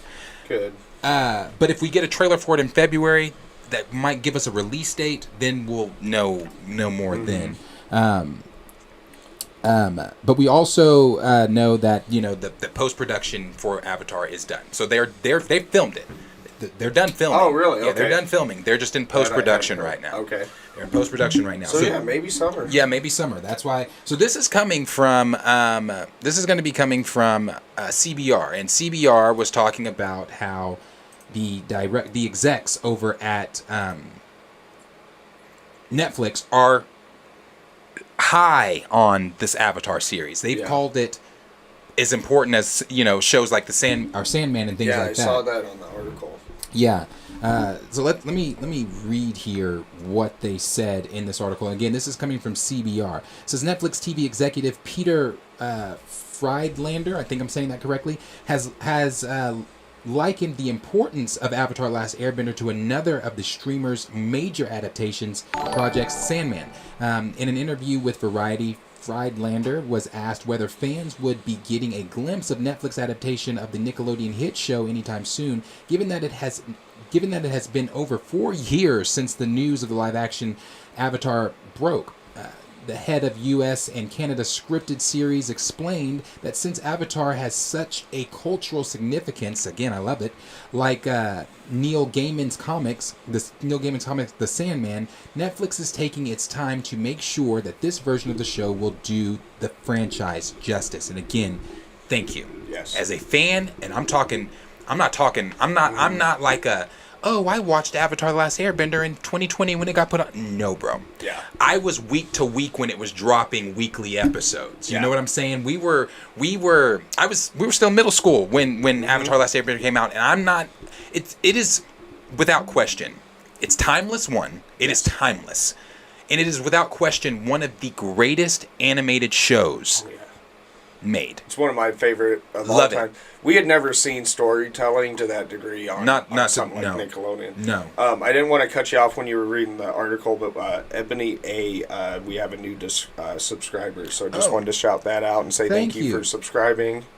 Thank you. Did that come up through the Discord?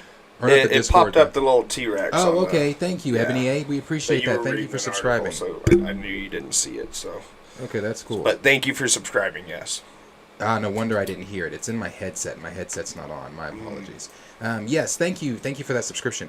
But the one thing, okay, let me go back to this. So then it goes, then he goes on to say, this is, again, still Friedlander talking. He said, I think it's going to be what you want it to be. It's pretty special, just as an IP. It's very special, something like the Sandman, and we want to handle it with deft hands for fans and to also bring new life to it in a way that both honors the original and celebrates its new iteration. It's a stunning spectacle. I love hearing that shit. I love hearing it because I'm not going to sit here and lie. After M. Night Shyamalan's, I was like, I am not checking for it. Yeah. If the original creators aren't tagged, I'm not checking. Now, the original creators were I think they were advisors on Shyamalan's, I think, but it was still, Yeah, so was a dumpster fire. It was a dumpster fucking fire. So I love hearing that, but the thing that stuck out to me was he said handling it with deft hands. Yes. Which again lets me know that you are going to take your time, because I personally love that you're taking your time on this, because like I just said, growing up with this series, fans love this. And you don't want to mess want to mess this up. You don't want this to be another bomb like some of your other adaptations you've done on Netflix. Right. Because at that point, then people are going to start to say, because people have already said it with Cowboy Bebop. Even though it wasn't I'm not an anime guy, but I know the discourse around Netflix's Cowboy Bebop. And some of their other adaptations and things that they've done, it has not been great. So I like the fact that he's coming out calling it a spectacle. He's saying that they've handled it with care for the fans. It celebrates the original plus the new iteration. I love the terminology and just things that we're recognizing saying. how amazing and special the IP is. Right. Truly. Right. Because it's an IP we all adore. We love it. Right. Yeah. There's nobody who's on the fence about it. Like, yeah. If you love this show, these characters, this story, this world that was created for us, then you love it. Yeah. You love it. I love it. I've never talked to a fellow fan who wasn't their faces don't look like ours look right now. Don't just love Avatar. Yeah. It's amazing. It is. I mean, he's right behind you. He is. Hey, right there. And hearing him say some of these things is kind of akin to listening to Charlie Cox say that he's rereading the Daredevil books to prep himself for Born Again, or seeing him do the MMA fighting to prep for it. I mean, it's even akin to Hayden Christensen, and I'm going to get to that next. Hayden Christensen coming back as Anakin and all the extensive training he's doing as Anakin, for the Ahsoka series. So it's like it's pretty cool. But I would say with the things that they're saying here. Let me read this last part here. He said Friedlander went on to discuss the lengthy process of making Netflix's adaptation, as each episode of Avatar features various types of bending that will have to be added in post-production. These shows are very big productions, and it takes a ton of time, both on the production side and the post-production side. So you have to respect the long journey for some of these shows to deliver what hasn't been done on television before. Bro. Yeah. I think they're gonna. I'm hoping. I don't want to prematurely speak. Right. They might blow us away with this. They might blow us away with this one. I'm so excited hearing this. And here's the thing too. Let's say they do fuck it up. We have Avatar Studios. That's right. We have Avatar Studios coming, honestly, and I can always go back and watch the OG. Yeah. Yeah. But this is. I know we just. We're talking about curbing expectations, but I'm all in. I'm sorry. I love ATLA too much. I'm all in. I'm all in on it. I'm excited for it. I'm setting myself up to be hurt potentially. This is great. It is great. Really, it's great news. Cool news to hear. But I would also say that this is probably the reason why we haven't gotten a trailer, or it is the reason why we haven't gotten a trailer or a teaser poster or anything like that in behind the scenes things, because they're still in post-production. They're still trying to get this thing together to make sure that it is absolutely, positively perfect for OG fans and the newer fans of Avatar and newer fans that may have never seen Avatar, because they're, John Campion until recently in 2020 when it got put on Netflix, he had never seen Avatar, so he watched and he was like, oh, it is what blah blah blah. So it's a great show. But I will go ahead and show some of these pictures here. Let me see. Let me get to that. And I'll say that too. The last time we talked about Avatar, I brought up director Michael Michael Gio, I think is how you say it. Goi. I think that's how you say his last name, Michael Gio. But he gave an extensive, long paragraph just kind of talking about a certain scene, which is the scene when they discover Aang, when Sokka and Katara, how that's all gonna look, and the effects with it and things like that. He was talking about that. Yeah, it was pretty cool, the things he was saying. He was talking about that, and using the volume and the practical effects mixed with the VF effects is what he was saying. He said it's going to look really magical. But these are some of the pictures here. I'll show this. This is from the set, so you guys can get a glimpse of what the set is going to look like here. So they have, like I said, taken it's practical sets. Like, this is, look how big that is, bro. That's not tiny. Like we're like, you can see that person right there. There's a person right here. Probably about, let's just say 6 feet tall. Right. Like, this is obviously Water Tribe stuff here. But then we've also got another one here. And this is coming, same thing, Water Tribe stuff. This looks like maybe the Northern Water Tribe, right. Where everything happens there, because we know that they are going to be diving in. I think season 1 is book 1. I think. I don't know. I think season 1 is book 1. But then we have this one here. This is coming from the Fire Nation, which is cool to see. Oh, that looks great. This is Ozai's throne room, bro. I recognized it. Yeah, they did a good job. They did. It looks greint. Just the things we're seeing here, like, this is practical. This ain't. Yeah. This is built. So this is gonna be like Friedlander said. I think you have to appreciate the time that it's, because it's been 4 years. Yeah. Appreciate the time that it's been since they've announced this. Mm-hmm. They're doing practical effects. They're doing VF effects. The casting is on par. Yeah. It really is. It looks great from what we've seen so far. I don't have any complaints right now. Yeah. I have no complaints. Where I did have concerns, they have been lifted. Right. I do not have those concerns anymore for what they are going to be doing with this. But we've also heard, the last thing here about this, we've also heard that they're going to do a prequel scene before the opening. Now, I don't know what that prequel scene is going to look like. We don't know if that prequel scene is going to be more like Aang leaving, like we saw, like you see in the original series. You see in the OG series, Aang have a flashback where he's fleeing the air temple and then the whole going into ice. Yeah. I don't know if they're going to show that.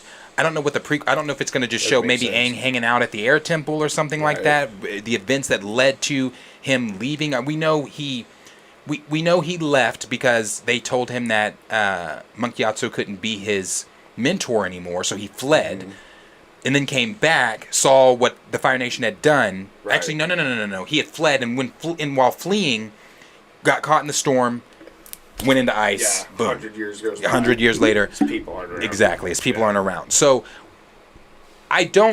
they could do that. That could be the prequel scene that we see, or it could be something reimagined completely different. You know what I'm saying? I mean, it could just be a scene with he and his family. Like, it could be anything That's true. It's just something, seeing Aang from his life before that 100 years in the ice that we haven't seen. Yeah. Or, like you said, something they've touched on in the past, and maybe they can just, expand on it. Either would be cool, though, but I'm with you. I have no complaints. No complaints. This is really exciting. Yeah, it really is. So, cool. We can get excited and hope that they send us a trailer in February, but that is the news there for things going on with Avatar and some of the things there from CBR, the executives over there for Netflix and the show. It sounds like it is going to be great. I like the terminology and the dialogue that they're using there within the quotes. So I'm positive about it. I love ATLA. Yeah.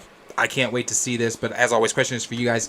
Let us know down below in the comments what you guys are thinking about this news for ATLA Avatar's Netflix series. Again, it's not involving the original creators, but that was concerning at the beginning. But with the news we've heard, the things we've seen, it sounds like this is actually going possibly to be jaw-dropping. Temper expectations, but Right. let us know down below in the comments what you guys think.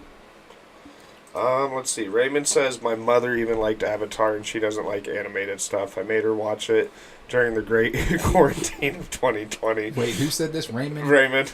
I knew it from the wording. Great Yeah. quarantine of 2020. Of 2020. You know that one. He didn't want us thinking, we were talking Spanish flu or anything. By the way, are we allowed to go out now? Gray says he's stoked about it. Steezel talking about the Hayden Christensen thing you were talking about. He said Hayden also went back and watched all seasons of the Clone Wars in preparation for his return. Did, yeah. I remember. These are all good things. Take notes. Kugler. Let's see. Justin Ricardo says, I hope to God this series does good. I know it's Netflix, so I don't want to get my hopes up, but please respect the series. And from what we're reading and from what we're seeing, it looks like they are. Yeah. So, yeah, I think we're all excited. Let's see. D. Steezel says it's still Netflix though, but as long as they don't ignore the source material, like Witcher, they should be okay. I agree.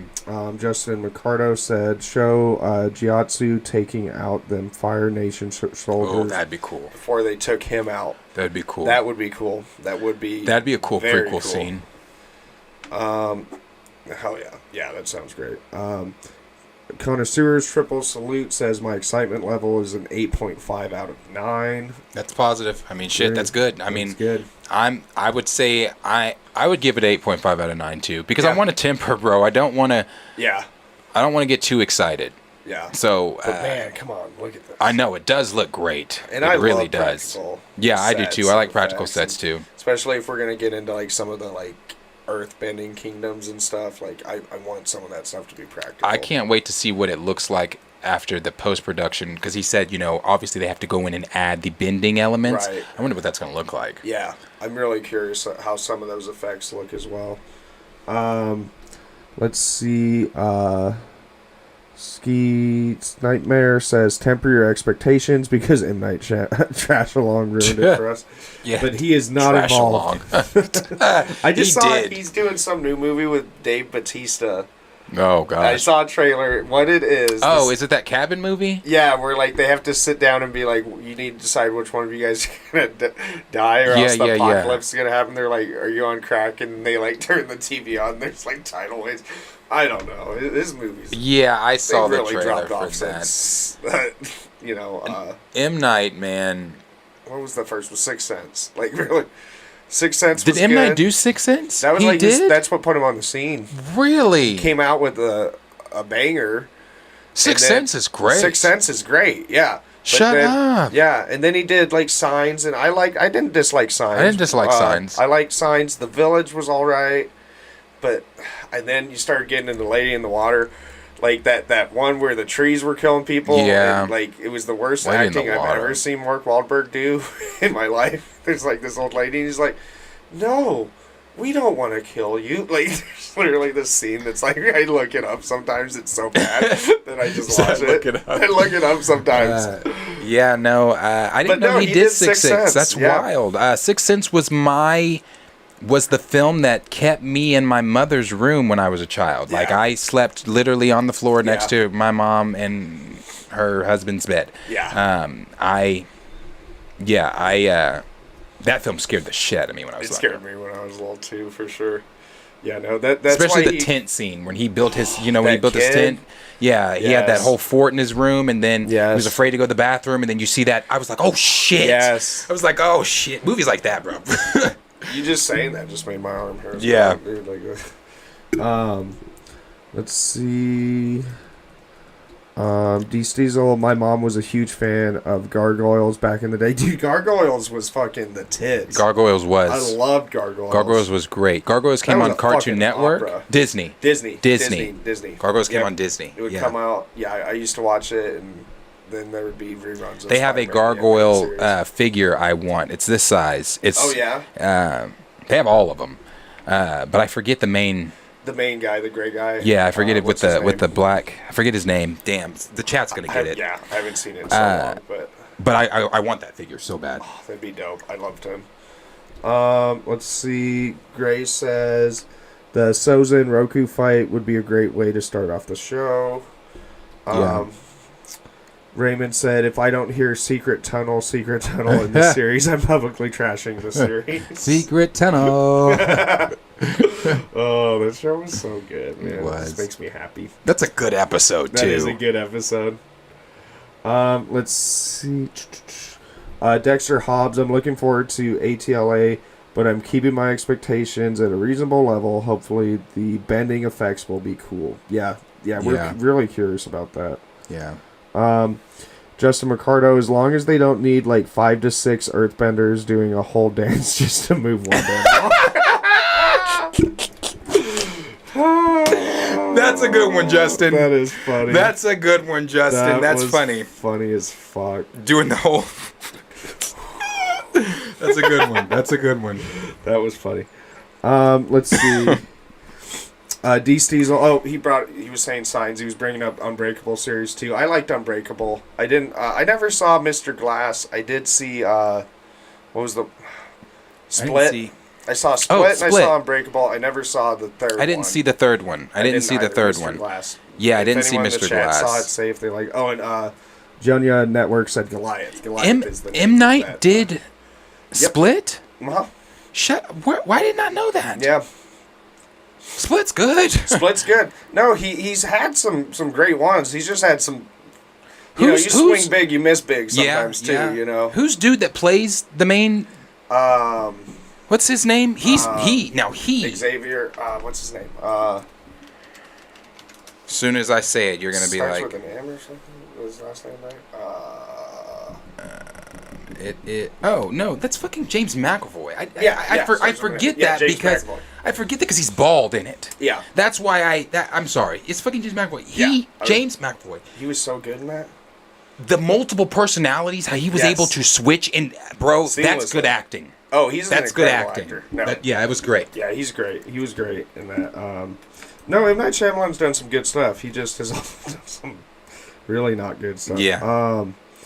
Let's see. Dexter Hobbs said, if y'all could bend any element, which one would you choose? I'm going to have to go with air.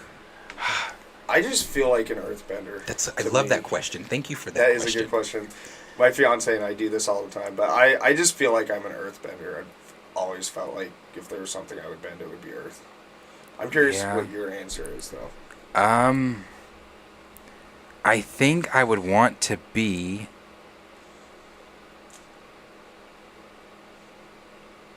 It's so tough. A waterbender. Yeah. I think I'd want to be a waterbender. Cool. Because everything that you could do with that. I mean, there's so much you could do with the others too, but. Yeah, but I mean, they get into blood bending. Yeah, they get into blood bending, and I'm gonna be honest with you. If this shit was real, I'd be a villain anyway. So I'd be blood bending the fuck out of people. Yeah. Like, what? What'd you? What? Come here. What'd you say in the chat? What'd you say in the chat? Yeah. So no. Yeah. I'd probably waterbending. Yeah, that's great. Yeah, good question. That was a fun one. Let's see. We actually got. Well, we'll get to this later, but we got a question of the day from someone. They tweet, or it was a message to me, and it was on Twitter. And I meant to reply to this earlier. So if you are watching, I appreciate this. This is coming from It's Real on Twitter. That's the username on Twitter. It's Real. Question, and I love these. I want to start doing this. Okay. So you guys can message, DM me this on Twitter if you'd like. I want to start doing a question of the day thing because this is dope. This is what I wanted to do anyway. When he said, will we get Spider-Man 5 or 6 with Tom Holland? If so, what could the plot line be? Mm-hmm. Touch on the left of those, the little bit of those. Okay. Yeah, we've got a couple left. Got people talking now about M. Night Shyamalan in here.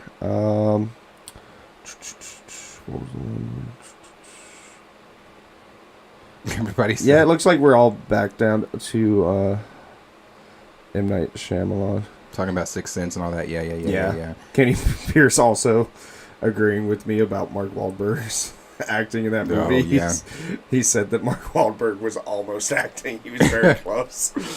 But, Yusai is here. Appreciate you being here. He said, real test for me is if the cabbage... He's in it. He's in it. He's actually cast. And it's going to be practical cabbage from what I hear. It's not going to be CGI cabbage. But yeah. Yeah, from what I've heard, he's I cast. heard that too. Yeah, and we actually saw the picture of who's playing him because they have a list of the cast out. Oh, really? Yeah, like Have him Ko too. is even in it, bro. The Really? Space Stealer. Yeah. I was like, what the fuck? Ko's in this? I just didn't expect them. That's that long... the one that was, creepy-looking- yeah. You can't make any, like, when You can't react at all. you can't react. 'Cause You'll steal your face. Yes. Yes, when Oh my gosh, how is that going to look That's live what I'm action? saying, bro. Can you imagine that in live action? Because Ko is like a long-ass centipede. Yeah. Dude, I'm so excited for It this. is. It's cool, bro. I'm so excited right now. It's cool. It's cool. Fuck yeah. When I saw that Ko was in, I was like, how the fuck are they? Not just Ko, the owl's in it. The owl from, I don't remember his name, but the owl from Yeah. the library. Yeah. He's in it. And they were talking about somebody, I think it was Raymond, I don't remember who said in the last chat, but somebody said that we could see the whole scene where Commander Zhao goes to the library and does what, figures out the things he figures out, where the owl said, humans, when you say humans are mortals, humans are destructive, or whatever it was he was saying about why he didn't want Aang's in the gang there. Right. Somebody said we could see that scene play out where Zhao goes to the library with the owl and all that kind of stuff. I'm like, bro, that'd be cool too. There's so many possibilities. There's so much to go off of. Yeah, that's pretty cool. I see everybody talking about You bloodbending. yeah, me being bougie. Executive judge said you'd be abusing your bloodbending powers hard. Yes, I would. Yes, I would. Cornelius said a bougie bender. Bougie bender. I would definitely abuse the shit out of my powers, bro. I'm a villain at heart. I'm sorry. I'm a villain But which characters do we like? We like the villains. They're more bro. fun. They're They cooler. are more fun. They're just cooler. They're Yeah. cooler. They look cooler. Their powers are cooler. Their everything's cooler. Their motivation is cooler. I'd be a bougie villain ass. You guys don't see it, but sometimes before or after the streams, Darius will have like a hood on, and the way he like walks down his hallway, sometimes I look to check to see if his feet are walking, because it's almost like he's just very villain, like just going down the hallway, just gliding down. And I'm like, oh no, I see his feet. He is walking. He is walking. But every once in a while, I'm like, how many times did I hit that vape? I agree with you though. That's funny. You give villain energy, but in a good way. Yeah, good way. But I definitely give that villainous energy, Yeah. man, for sure. That's dope for me. That is too funny. So yeah, that's that. We'll move here to the last topic here, and the last topic is Ahsoka news, Star Wars stuff, and I'm excited to talk about it because it is extensive, bro. It's extensive. There's so much. It's just adding to the Ahsoka stuff we already know. But if you're new here, or maybe you're not, we've been talking Ahsoka series quite a bit. We've talked about the things coming out with the Ahsoka series as far as the leaks and rumors, what's going to be happening in the show. We know that it's going to be adapting Heir to the Empire. We know that Hayden Christensen is coming back to film things. There are a plethora of things that we know. And all credited to MakingStarWars.net. Credit to them. Let me get that on the screen so you guys can see that too. Credit to MakingStarWars.net and credit to Bespin Bulletin because they have been on it. They have not let shit slide when it comes to some of the things that we're seeing when it comes to the Ahsoka series. So, the leak involves, and I want to make sure I'm saying this correctly, it's kintsugi. And kintsugi is what we're going to be seeing. Kintsugi is the Japanese way to repair broken pottery. And it's kintsugi is also the exact same repair that repaired Kylo Ren's. Remember in 9? Is it 9 or is it Rise? I think it might be Rise. It's Rise, where we see the red streaks in his helmet because it got broken. Yeah, that's kintsugi. That's what that they adapted that fixed his mask there. So one of the things that we know, and I want to make sure again, I'm saying because I've said this so many times. I've said this about a lot about the Ahsoka series, a lot of the new stuff. Bad Batch, Ahsoka, Mando. It's all gonna circle back to the sequel trilogy, unfortunately. But that's where it's gonna circle back to because they've got to fill in plot holes. They've got to make shit make sense. They got to make people feel some type of attachment to the sequel trilogy. For the ones that aren't already attached to it, because I'm not. Yeah. But for the ones that aren't already attached to it, they got to make us feel. And I'm sorry, no matter what you do, I'm still not going to feel attached to it. But you have to have some type of attachment there for the sequel trilogy. And there's the big connections between the Ahsoka series and the Rise of Skywalker. Obviously, the Kintsugi. That's the biggest connection there. And if you also remember a while back, I've been saying that this is just going to connect to the sequel stuff. But this is coming from MakingStarWars.net. This is what they had to say about everything. The sequel trilogy style. Last year, I wrote about how the production of Star Wars The Mandalorian was incorporating a form of the... Praetorian guards from Star Wars, The Last Jedi into the series, and those guards are the guards that are in Snoke's throne room. It's the guards that Rey, that Rey and Kylo end up fighting. Sick. They were sick. They were sick. I loved how every time, like when Kylo stood up, after Snoke electrocuted the ground on him when he stood up, they all were like, sit your ass down. Yeah. Don't come for the supreme leader like that. That's when I was still hooked in because I liked Snoke. But there's Star Wars dormology. Yeah. Then it says while that production had designs inspired by Episode 9, Star Wars Ahsoka will have designs inspired by Episode 8. I'm sorry, Star Wars Ahsoka will have designs inspired by Episode 9, Rise of Skywalker. In Episode 9, Kylo Ren visits an ape named, I can't, so I'm not going to try, who is a blacksmith for the Sith. He's a monkey around, he monkeys around with their armor and fixes it up. Then it goes on to say Kylo Ren needs his mask repaired after Snoke made him discard it in lore. The mask is repaired using Caesarean iron. The red iron is used to weld the red cracks of his armor together, giving it that red veiny aesthetic, and that's the Kintsugi. I'm not gonna. Oh, should I? Okay. Most of the stormtroopers, and this is gonna be so that everybody's clear on what's going on. This is gonna be for stormtroopers' armor. The Kintsugi. The stuff we're talking about, the repair is going to be shown on Stormtroopers' armor. Because these are Stormtroopers left over from the events of Return of the Jedi, the Death Star getting blown up. Not every Stormtrooper obviously was on the Death Star. There were others that were around on different planets doing either patrolling work or directly involved in the Battle of Endor or whatever. Yeah. So there's a lot of Stormtroopers that are still out there. These particular Stormtroopers work for Thrawn. Why and how he's acquired them, I'm not sure. We don't know. It could have just been one. I don't know. What the fuck are they doing in the unknown regions or the beyond, whatever they're calling it? I don't know. But this armor is going to be used for the stormtroopers. Then it goes on to say most of the stormtroopers have been destroyed, their armor obliterated, much like Kylo's helmet. However, instead of the red veins running through the rebuilt armor, the troopers have what has been described as golden cracks or yellow veins running through their exterior. You can kind of see it there, mock-up there at least. Then it says the visual used in Episode 9 is based off Kintsugi, a Japanese art which translates to golden journey. Broken valuables use gold or silver to mend and join the broken pieces of antique of art. So that's what the Kintsugi is. Then it goes on to say, is this Caesarean? And it's talking about the iron. I somewhat doubt that it will be Caesarean, as these troopers were reforged. So these are dead troopers, right? Oh. This army is going to be an undead army.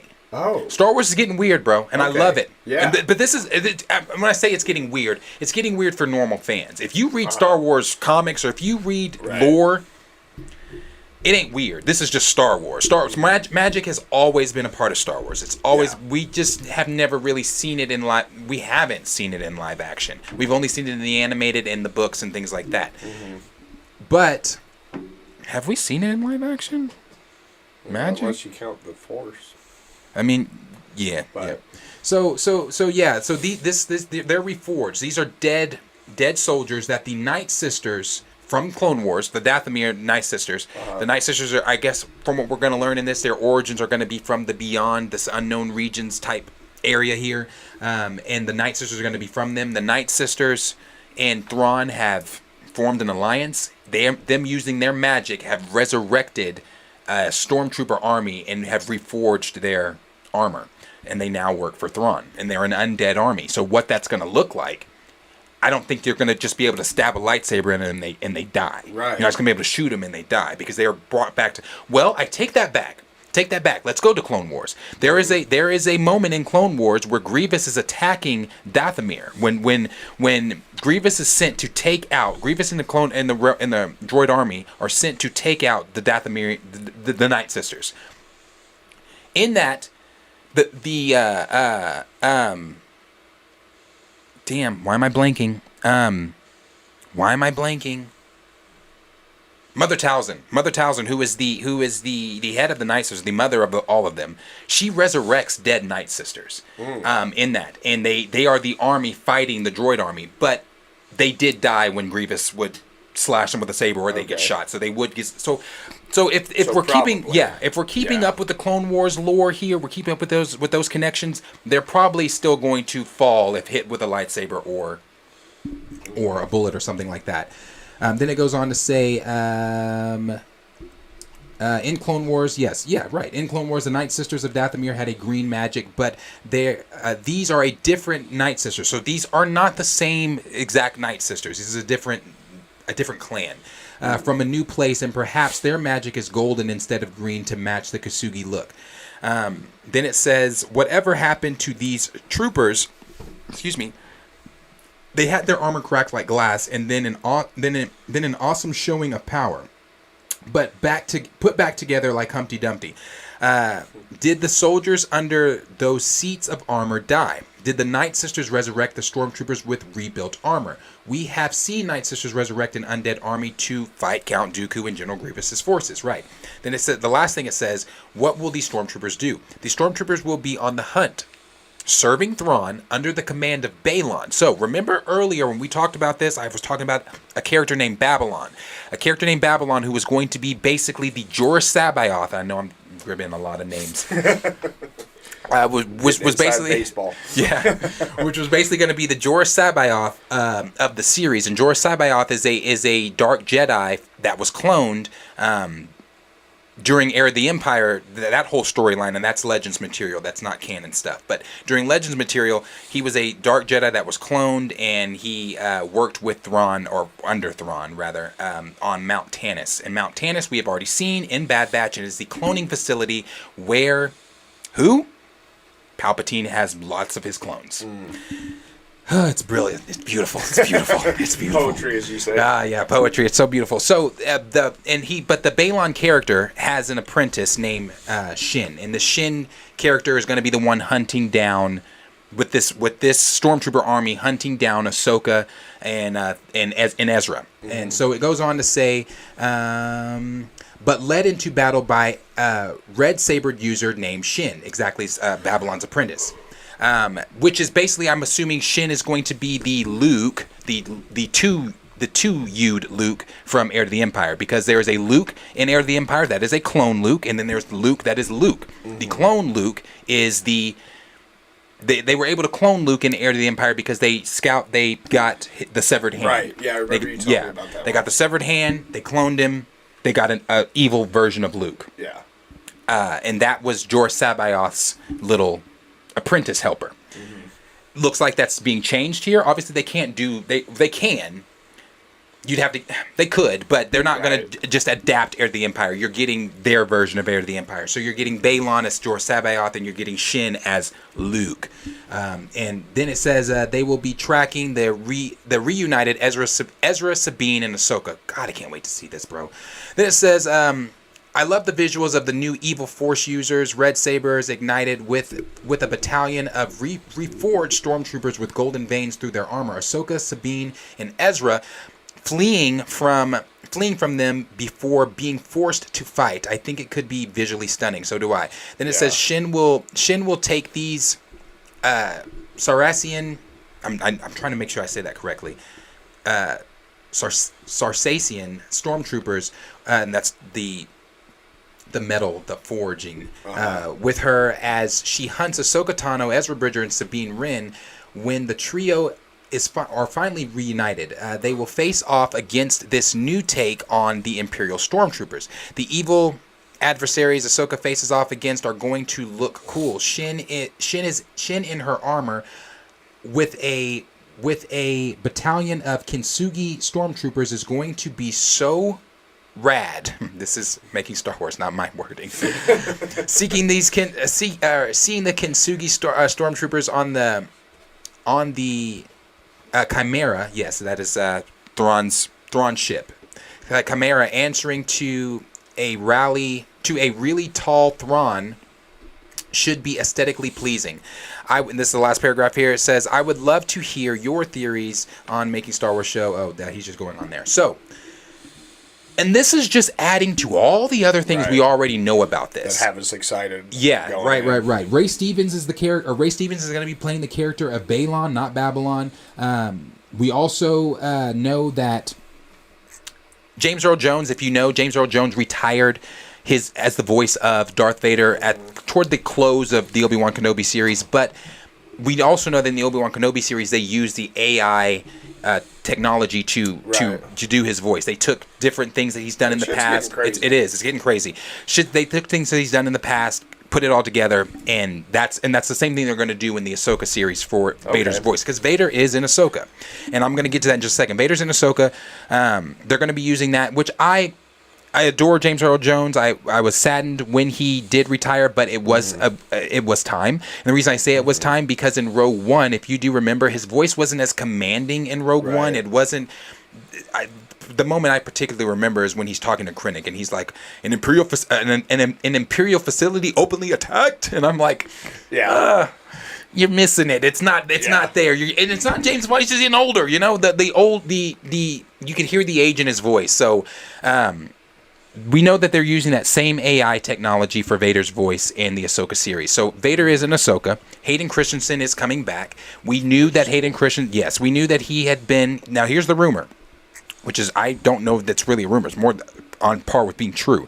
Hayden Christensen was filming scenes in the Clone Wars armor, which I can't wait to see. The Clone Wars armor. So he's going to look like Anakin did in the Clone Wars series, in these flashbacks. He's going to have the Clone Wars armor on, and it's the flashbacks that we're hearing are going to be not just in the World Between Worlds. So she's going to see things in the World Between Worlds. I know the World Between Worlds is such a vague and confusing thing, but she's going to see things in the World Between Worlds. We're also going to see her having flashbacks while on her journey throughout the show. So we also know that Savannah Stein, who plays in House of the Dragon, Lady Yelena, she's a Valarian. She's going to be playing young Ahsoka. She's going to be playing the Ahsoka in the flashback. So we know that he's doing training, extensive training. Like D Sizzle said, he rewatched all of Clone Wars, so he knows what's going on. Yeah. And we also know that he's going to be in the Vader suit, like he was in Obi-Wan. So we're going to we're seeing a scenario. I don't know if you know this, but we've talked about this before. In the World Between Worlds, there's going to be a flashback where she fights. Instead of Obi-Wan going to Mustafar to fight Anakin, she's going to go to Mustafar and fight Anakin. Oh my God, it's going to be dope. So it's going to be a reality, a what-if scenario where she never left the Jedi Order. She stayed, and instead of Obi-Wan going to fight him, she goes to Mustafar, and what the fuck is that going to look like? What is that going to look like? If you remember, when Anakin's killing the leaders of the Separatist leaders, when he's taking out all the Separatist leaders, he turns and his eyes are yellow, and that means that he's fully ascending into being a Sith. But when he's fighting Obi-Wan, his eyes aren't yellow because he's conflicted at that moment. It's like that. It's like he says it. Obi-Wan. I mean, Anakin's not in that moment, but he says it in Episode 2. He says he's like my father. Yeah.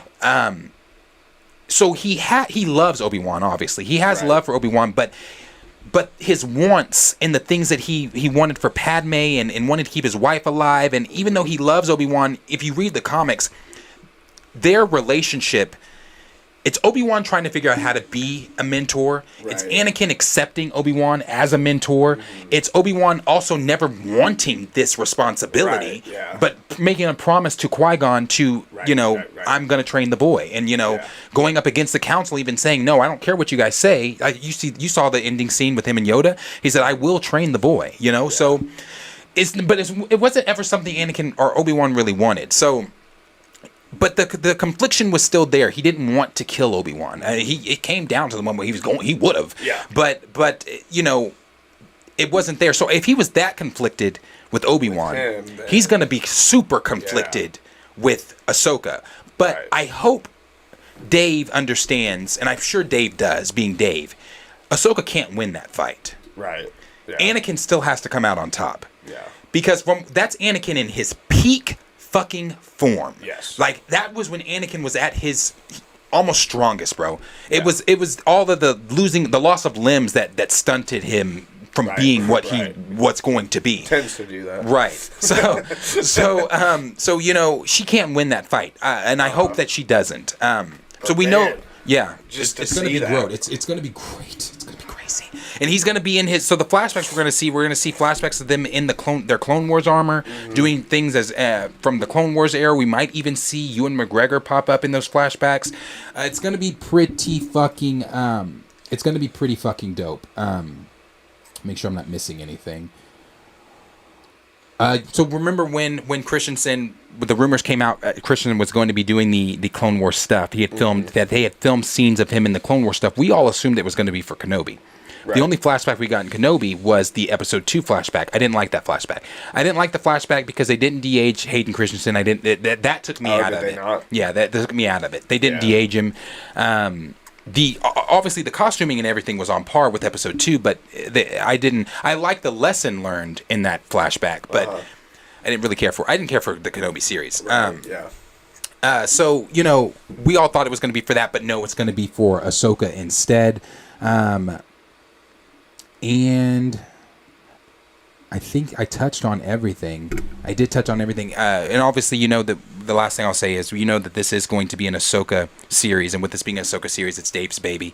Dave created this character. Dave adores this character. Dave has worked his ass off on this. So I will play here the what Dave had to say. It's only 30 seconds. 30 seconds here. But I'll play what Dave had to say about that stuff.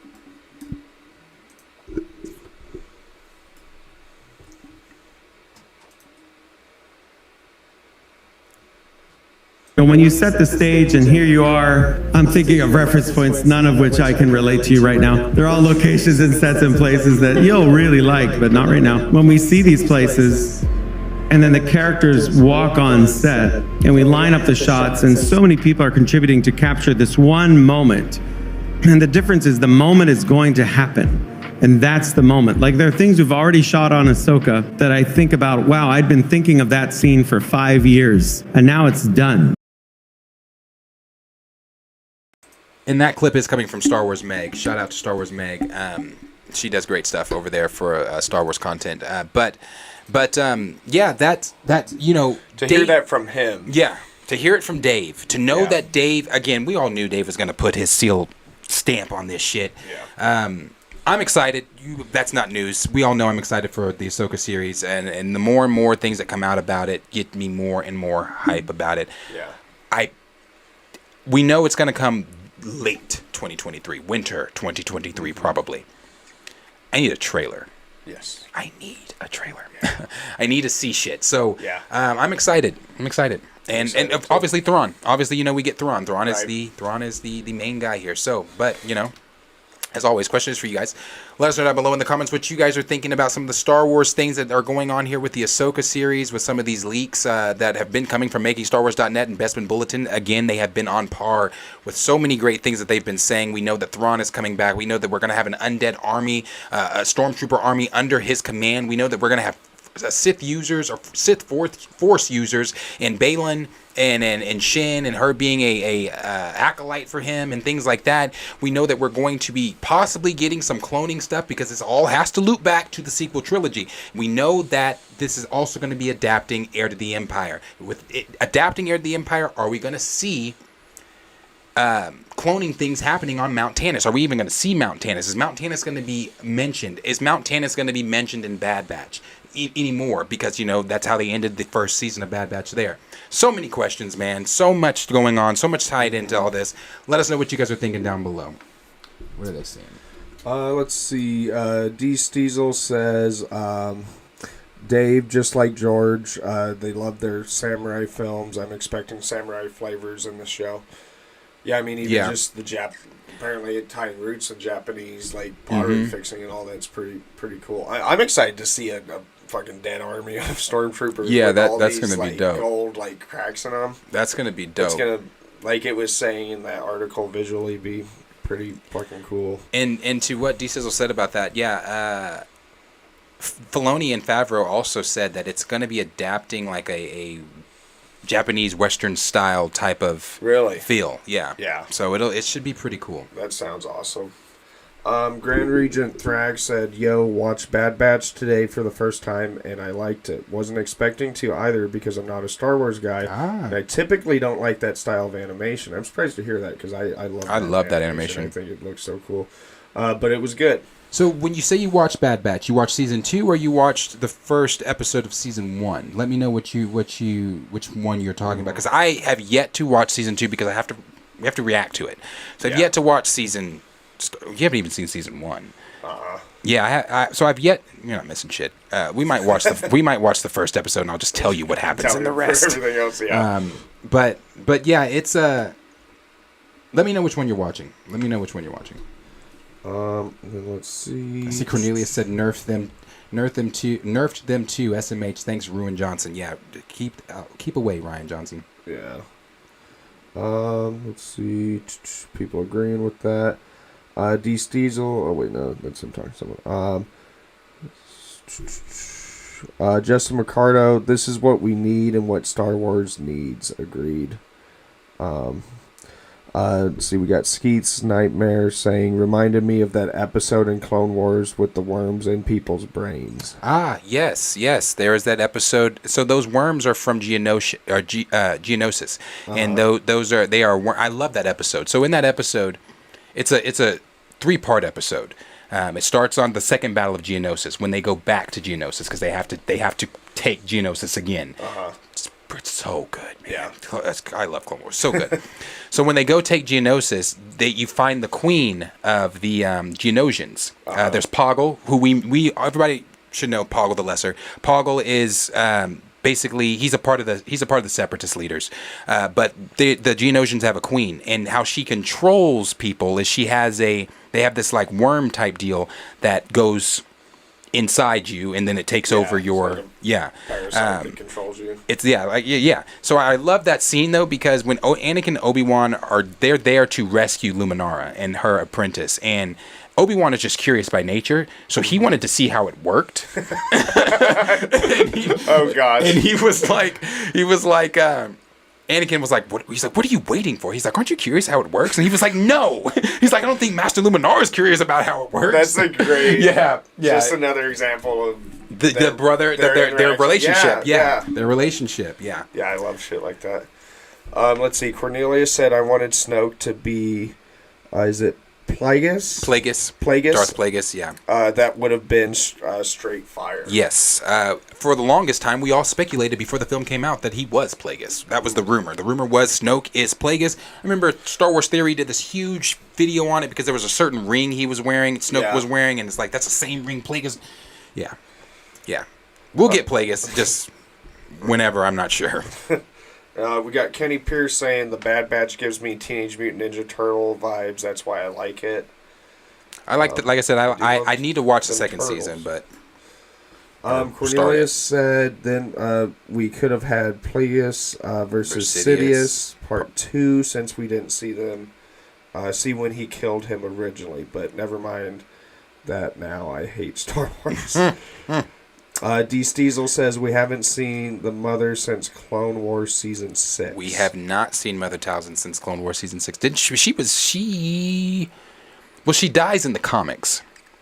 In the comic, help me again, D. Stizzle, or maybe I remember who told me.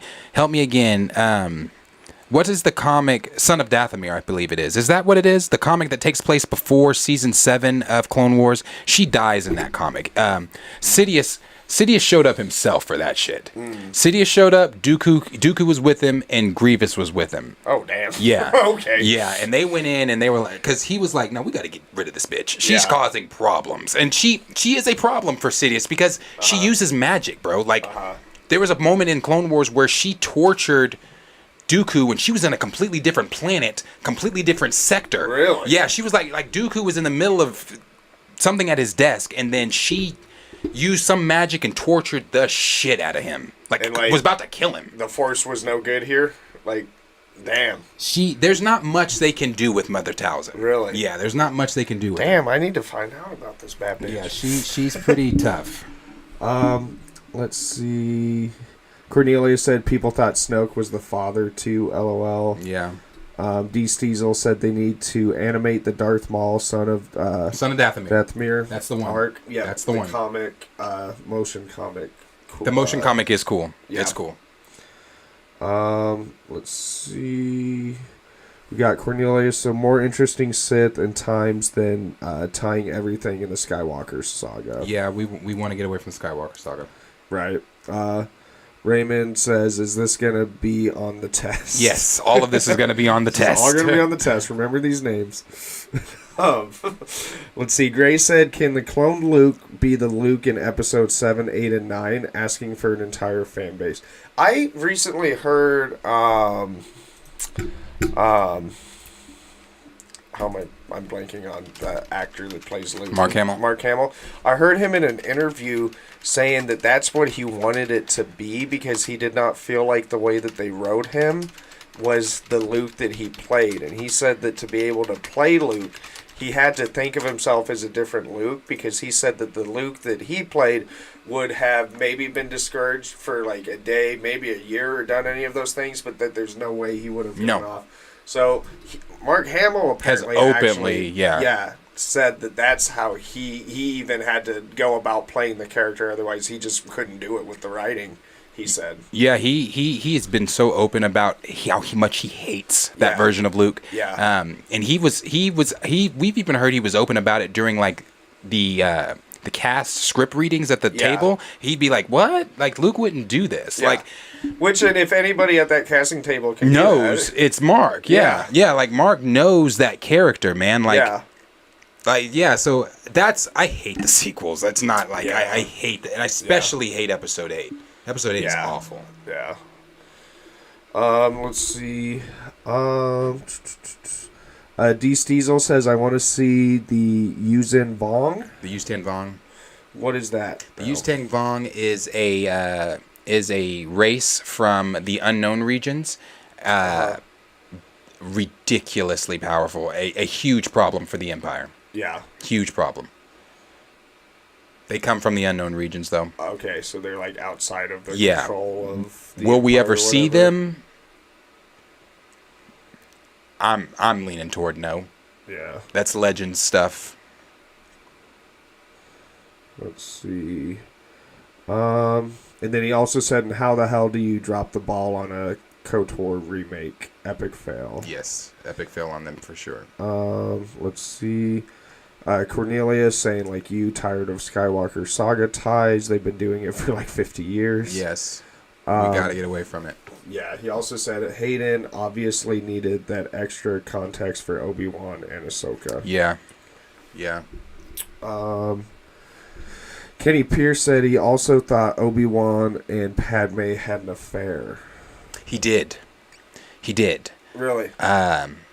Because when he never says it, but it's implied. Because when Obi-Wan steps off the ship in episode 3 and is standing there and he looks up and she's saying, Anakin, I love you. That's when he goes, liar.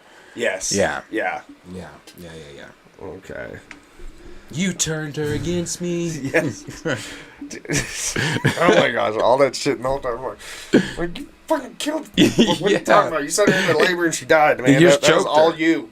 Yeah. And that was you killing them kids too, bro. Like, Yeah. So turn around. And they showed more of that. I love every time we see Star Wars, we get a new glimpse of Order 66. Right. So we got to see it from a Padawan's perspective as he's slashing through children in the hallway, and I'm like, oh my gosh. Yeah. Man, Love it. Love watching children get and then also Kenny slashed up. Oh gosh, I wasn't ready for that. And then Kenny Pierce added to that and said, and for a moment didn't think his child was his. Mm-hmm. Let's see. Skeeth's Nightmare says, just saw a Wednesday meme saying Vader's best apprentice, Wednesday Star Killer, Enid Ahsoka.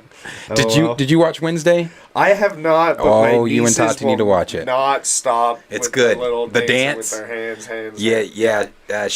Bro, it's good. We should good. watch it? It's good. Okay. It's 8 episodes. It's great. And the rumor is it's leaving Netflix and going to Amazon. Oh, really? So they might be able to get a little more darker with it. Yeah. I mean, Netflix gets dark. My sister Brittany loves it. She's been telling us to watch it. So yeah, it's good.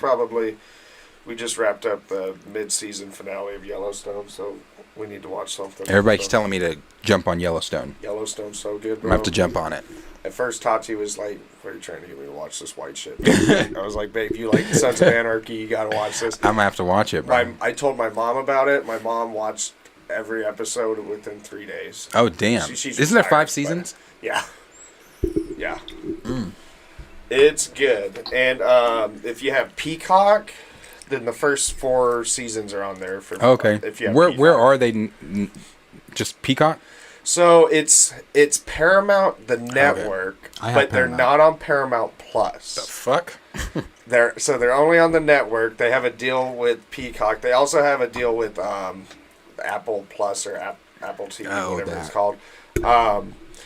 But yeah, so for whatever reason, it's not on Paramount Plus. The spinoffs are, because they've had a spinoff called 1883, and now they're in the middle of one called 1923. And then also Taylor Sheridan's doing all this. So he has Yellowstone, he has the prequels 1883 and 1923. He's doing another spinoff called The Four Sixes, and he has Tulsa King. Oh, he's doing Tulsa King. He's doing Tulsa King. Oh, and he's doing the Jeremy Renner show. Oh. Mayor of Kingstown. Mayor of Kingstown. He's literally show running, writing, directing, all those at once. Wow. I don't know how the dude's doing it. I wouldn't know either, because Tulsa King, they were recruiting for people to come up to Tulsa to be extras. Yeah, I was getting things. A friend of mine did it. Yeah, I was going to, and then I had to have surgery. And so people I were also sending got it stuff to me. about Guardians 3. Did you? They were filming some stuff. Here? Yeah. Really? Yep. I would have known about that. I'm like, yeah, put me in the back. Let me be one of the little animal people at the. Yeah. Yeah. Yeah, so, but yeah, no, he's literally got all that. But no, 100% you need to get on Yellowstone. Yeah, I'm going to have to check it out. It's a great show. It's really, really well written. Let's see. But yeah, I definitely need to watch Wednesday. D. Steezel, Dave is a master of giving non-answers, just like Kevin. That trailer should have been out by now. Definitely. Let's see. Grand Regent Thrag. I watched episode 1 and 2 of this current season. Okay. So let's talk about Bad So Batch. the new ones. Okay, so Grand Regent Thrag. Go watch. You might like season 1 of the Bad Batch. I like episode 1 of Bad Batch. It's an hour long. The first episode's an hour long, and it is so good. So good. Because it's happening.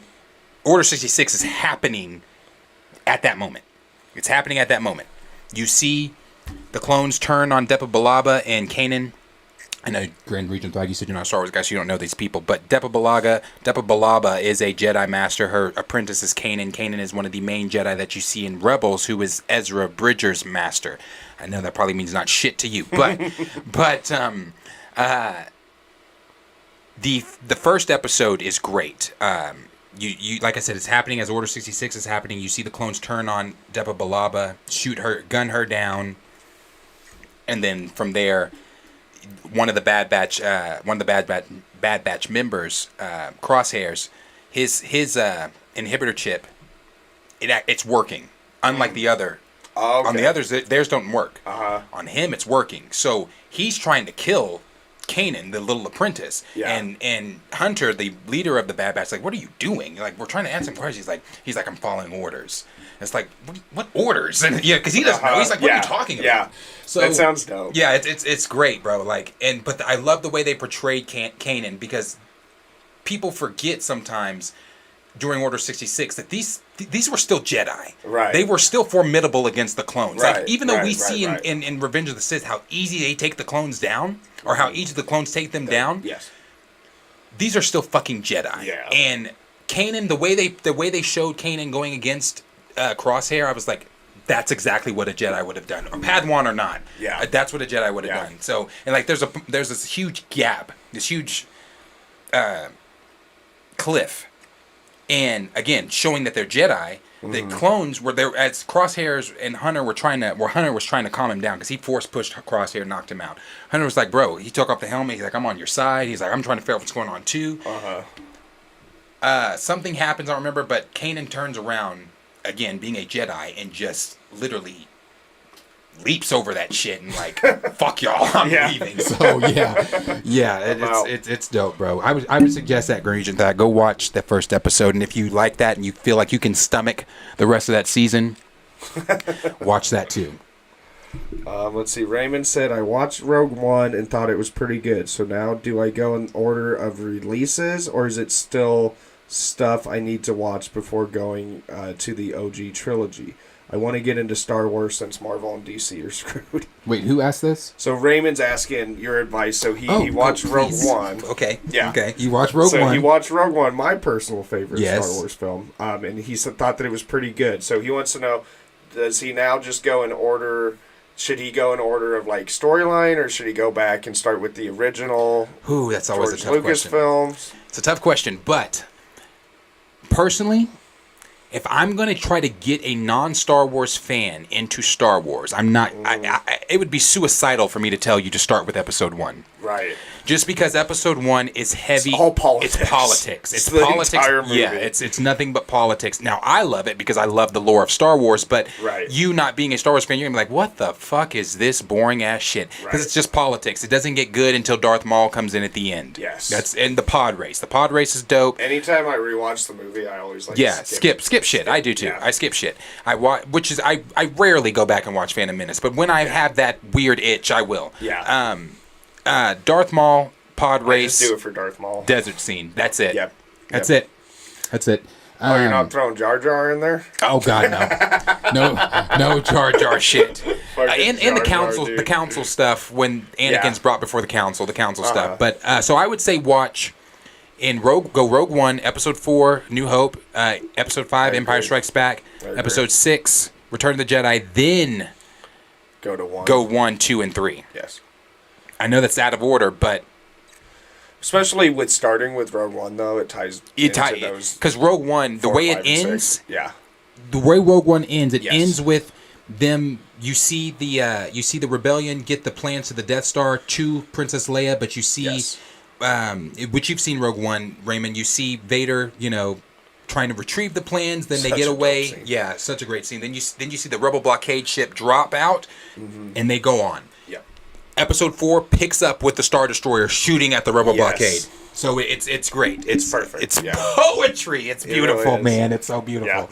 We're Like glad- after I watched Rogue One in theaters, I went home, watched Episode 4 because I was like, I have to. Because you knew, I have to. exactly what was happening. Yeah. But it's cool to see you trying to get into Star Wars, right? Yeah, That's that is pretty cool. awesome. I'm glad you are. Justin Mercado says Hayden is so underappreciated as Anakin. Yes, He yes. acted exactly into Anakin's character. He will always be my Anakin. I think that's fair. Yeah, he's my Anakin. I thought he was great.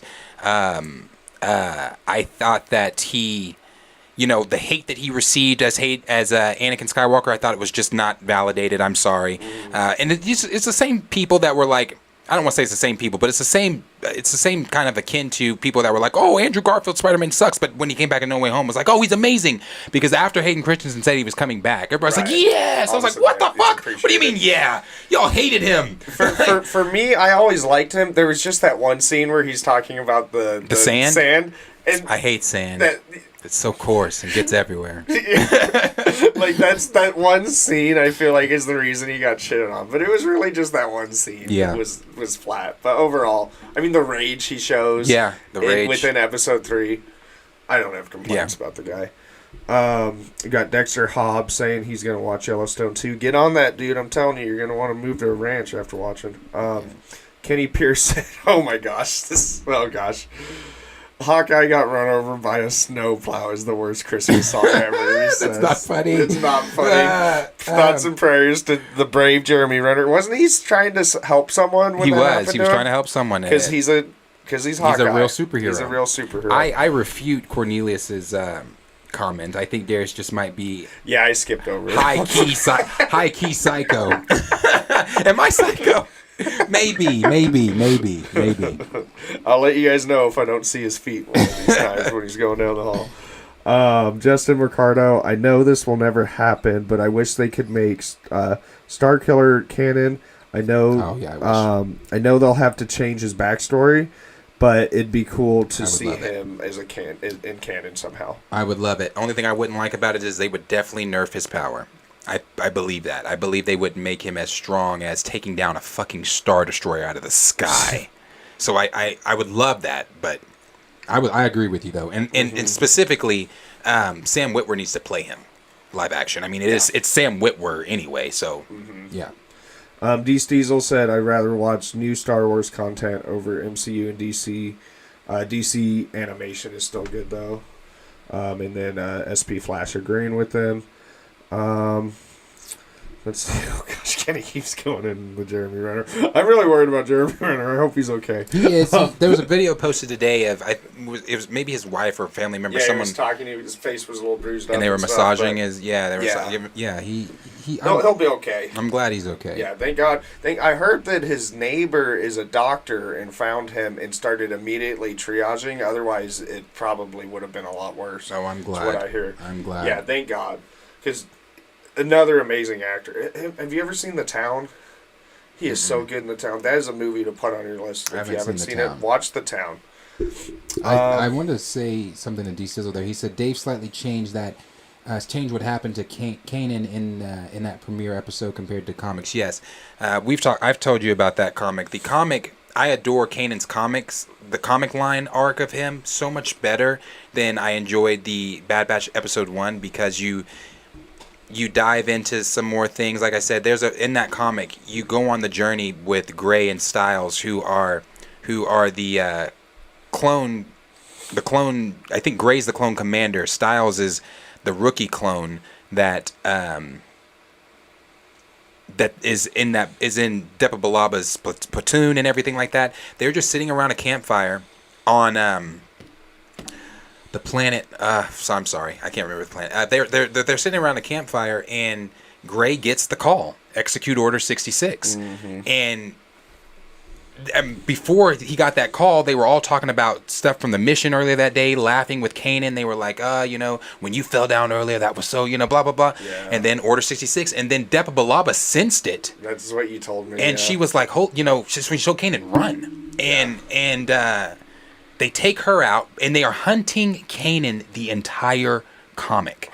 They are hunting him the entire comic because their job is to execute every Jedi. Yeah. And It's very much changed because Depa Balaba gets her at before the Order 66 comes. She has a big fight with Dooku, and Dooku.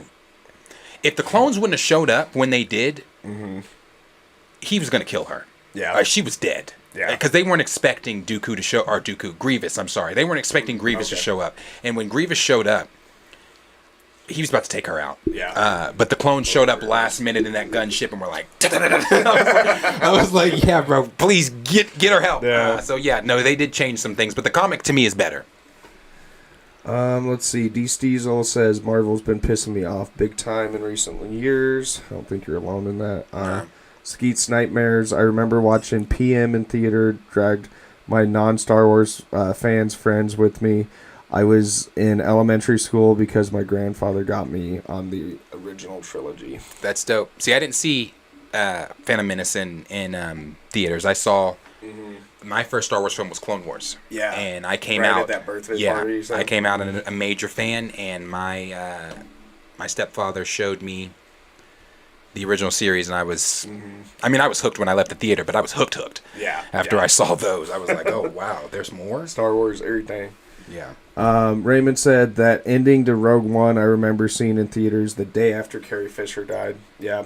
Yep. That was crazy that time. D. Steezel, I get a kick out of watching new channels react to the films and all the shows for the first time. Some of them generally enjoy it. Others be faking the funk. Yeah. I want to get Corey in here because Corey hasn't seen Star Wars either. I want to get her in here and have her do a Star Wars journey with us because Corey's personality, she has that like personality where you're like, I want to see her reaction to things like that. So I would love to see her. I want to do that with her. Yeah, it's always a fresh take from her. Yeah. I feel like. See, Pookie Wood said that he liked all of Bad Batch Season 1. Gray says he was 19, hard, thick accent, and his voice hasn't changed yet. I'm not sure what he's referring to on that one. Oh, I think... No? I'm not sure. I'm not sure which one he's referring to there either. Hayden Christensen.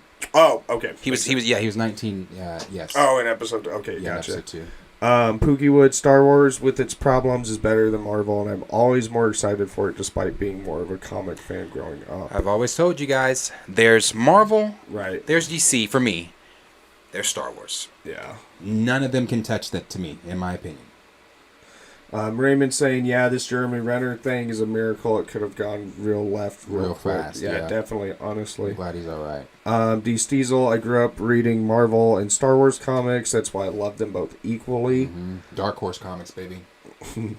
Raymond, are there any black people in Star Wars? Like, I know Londo and Finny Finn, but is that it? There's Samuel Jackson's Mace Windu. The buck kind of stops there. There's Mace Windu, Lando, Finn.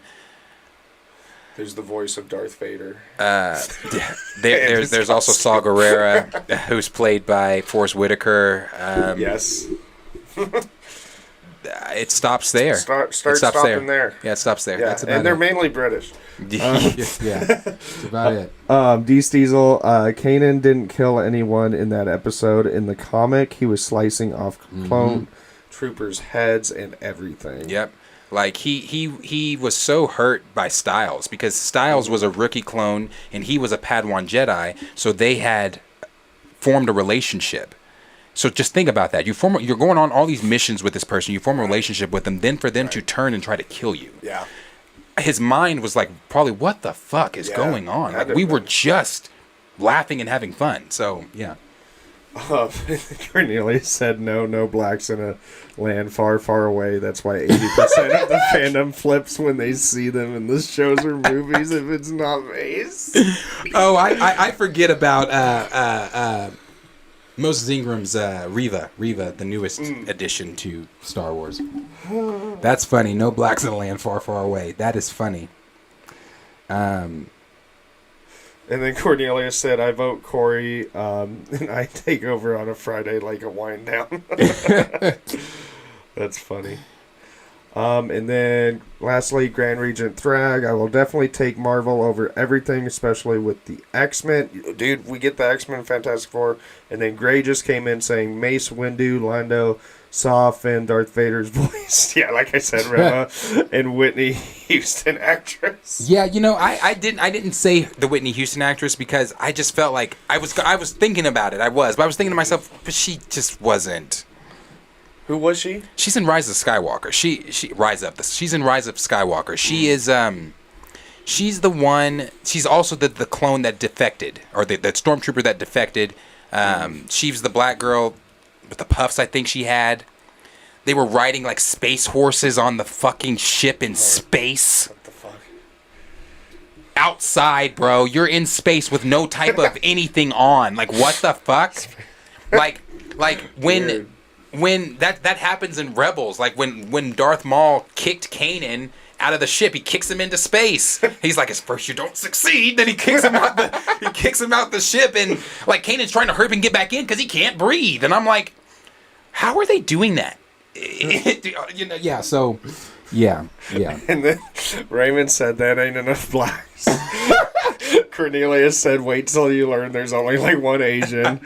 And then Raymond said, first of all, Whitney Houston movie I refuse to watch because that's more money in the pocket of her sister-in-law, who I think has been an opportunist, but that's a conversation for the Discord. That's for the Discord. No, I know I brought it up, but I will never forget you and me, all of us seeing Black Panther, and that trailer came on, and as soon as it ends, it's just silence. Everybody's like, oh, Whitney Houston, we all love her. And then you just heard Darius go, she doesn't look shit like Whitney. And I'm dying. I've got my gummies in my belly. I'm already getting ready for the movie, and I'm just sitting there next to Trey, dying laughing. Trey laughed. Q laughed. Did Corey hear me? I think she might. I think the first few rows in front of us might have heard me. Oh, rows around us were laughing when you said it. I said she don't look shit like Whitney. Yeah, you weren't quiet either. And then, like I said, it was a quiet moment, and you're just like, doesn't look shit like Whitney. Oh, it was so funny. She does she look like Brandy. She does look really like Brandy. does. That's a good one. That is a good reference. Shit, that is her godmother, so. But fun times Yes, tonight. This was a good one. It was a good one. S. Keith's Nightmare also said, don't forget Lando's daughter in Rise of Scott. Yeah, the girl. She's Lando's daughter. But this was fun tonight, obviously. We talked some good topics. I thought that this... I'm going to be honest. I nitpick lives. I didn't like last night's live. I didn't enjoy myself at all.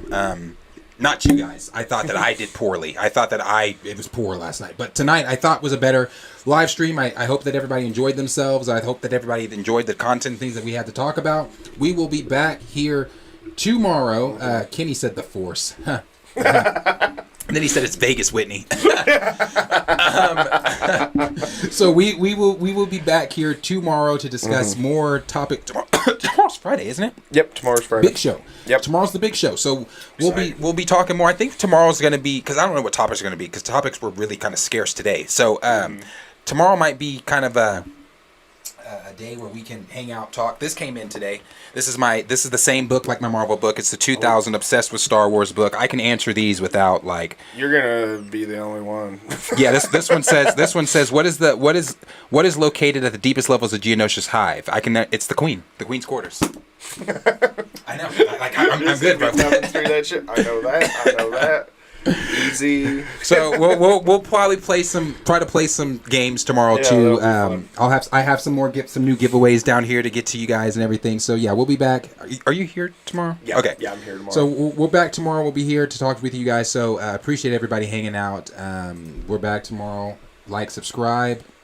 Share with your friends. As I always say, we appreciate you guys so much. This means so much to us that you guys mess with us on this level, that you guys continue to engage in the chats and spend this, what were we, 3 hours something today? Appreciate you guys every time. So we'll be back tomorrow. Like, subscribe, share with your friends. Much, much love to every single one of you. Everybody in the chat, you know who you are. We love you guys. We'll see you tomorrow. Enjoy your night. Be safe. Peace out, guys.